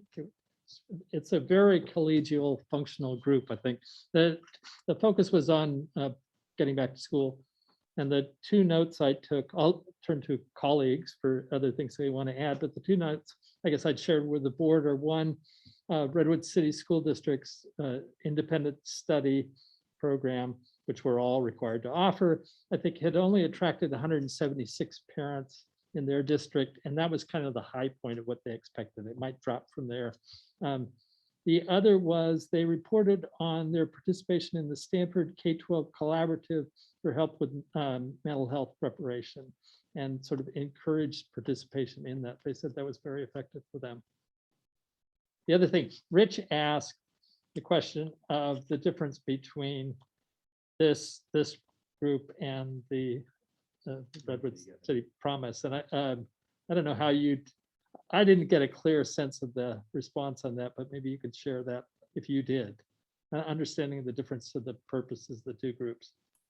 And maybe to discuss that nuance offline. But I will say one thing that to add to what Chris pointed out, the 176 parents, they weren't clear with how many students that was. They said it was very few in the 8th grade and 7th grade. I think it was most likely people who couldn't have vaccination yet that were opting for the independent study, which Chris was asking kind of from the perspective of how many would we think might come to us in a year of families that were interested in independent study? And the answer was quite few. That was the one, just to report out. I don't know whether Dr. Williams has anything to add to that. I think that it was an opportunity for us to hear and learn about how a neighboring district is dealing with the pandemic as well, and to get some recommendations and to see where we align in terms of our efforts, and then also where there's opportunity for us to revisit and to partner around expanding our protocols. So that was very helpful in the conversation.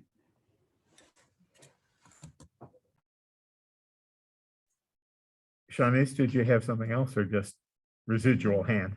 I think it's just a residual hand. Only Okay. thing I have is independent study, but I think I'll talk to you offline.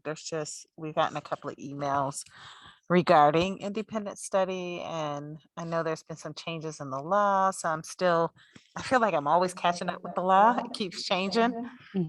So I know parents have a lot of questions, and we had some people contact us about hybrid. I think trustee Sarver mentioned that in his public comments. So just trying to figure out, I think families are trying to figure that piece out. It feels a little confusing. So that could be the academic part that we discuss. Okay. I would recommend with that equity piece with the independent study. Okay. Okay. Thank you. Okay. And for me, I would want to echo what Rich had to say, that with the release of the census data, now is the time for us to be moving the districting evaluation onto an active burner. And I know we've talked about it, and I know we have plans to get in there and get it going. So we just need to be clearly aware that it's on a front burner. Also, I think one of the next things that we need to ask Dr. Williams to lead us on is putting together our board calendar for the year, updating it and having that to review and make sure how everything fits in. And that'll be some work that I support you in. And hopefully we'll have that ready for the next meeting to review. I think one of the pieces of that, we've had a few mentions of student engagement. I think we've all spoken before about how valuable the rotating board meetings on the campuses are.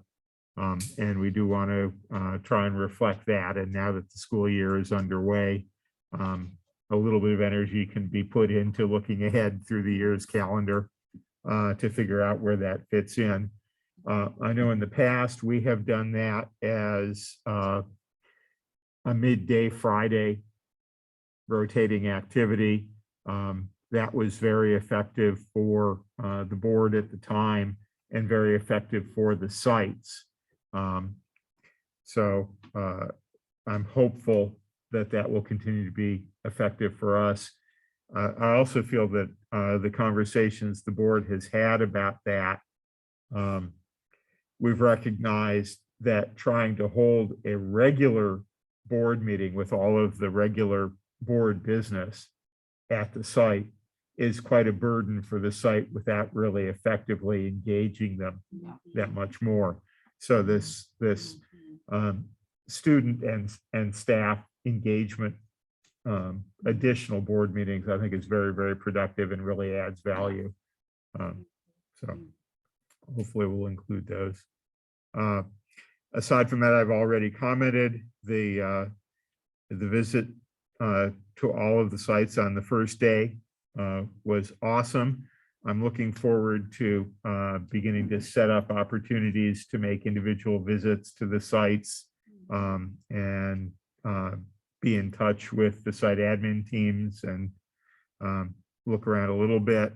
And I know Dr. Williams, you're working at setting up opportunities for board members to interact with cabinet. Absolutely, yes. And the district office staff as well. Yeah.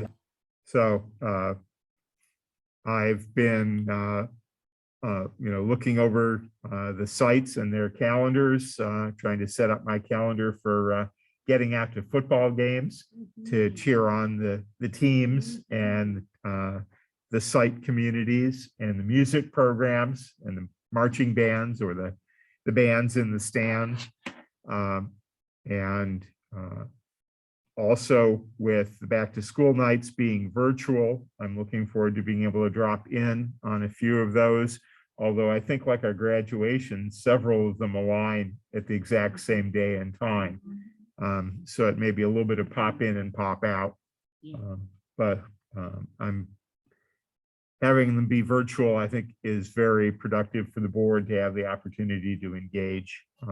So I'm looking forward to that as well.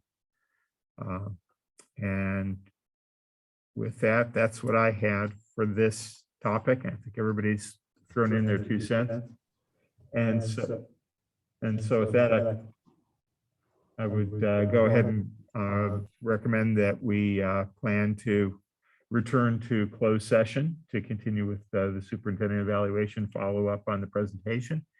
And willing to entertain a motion to adjourn to closed session.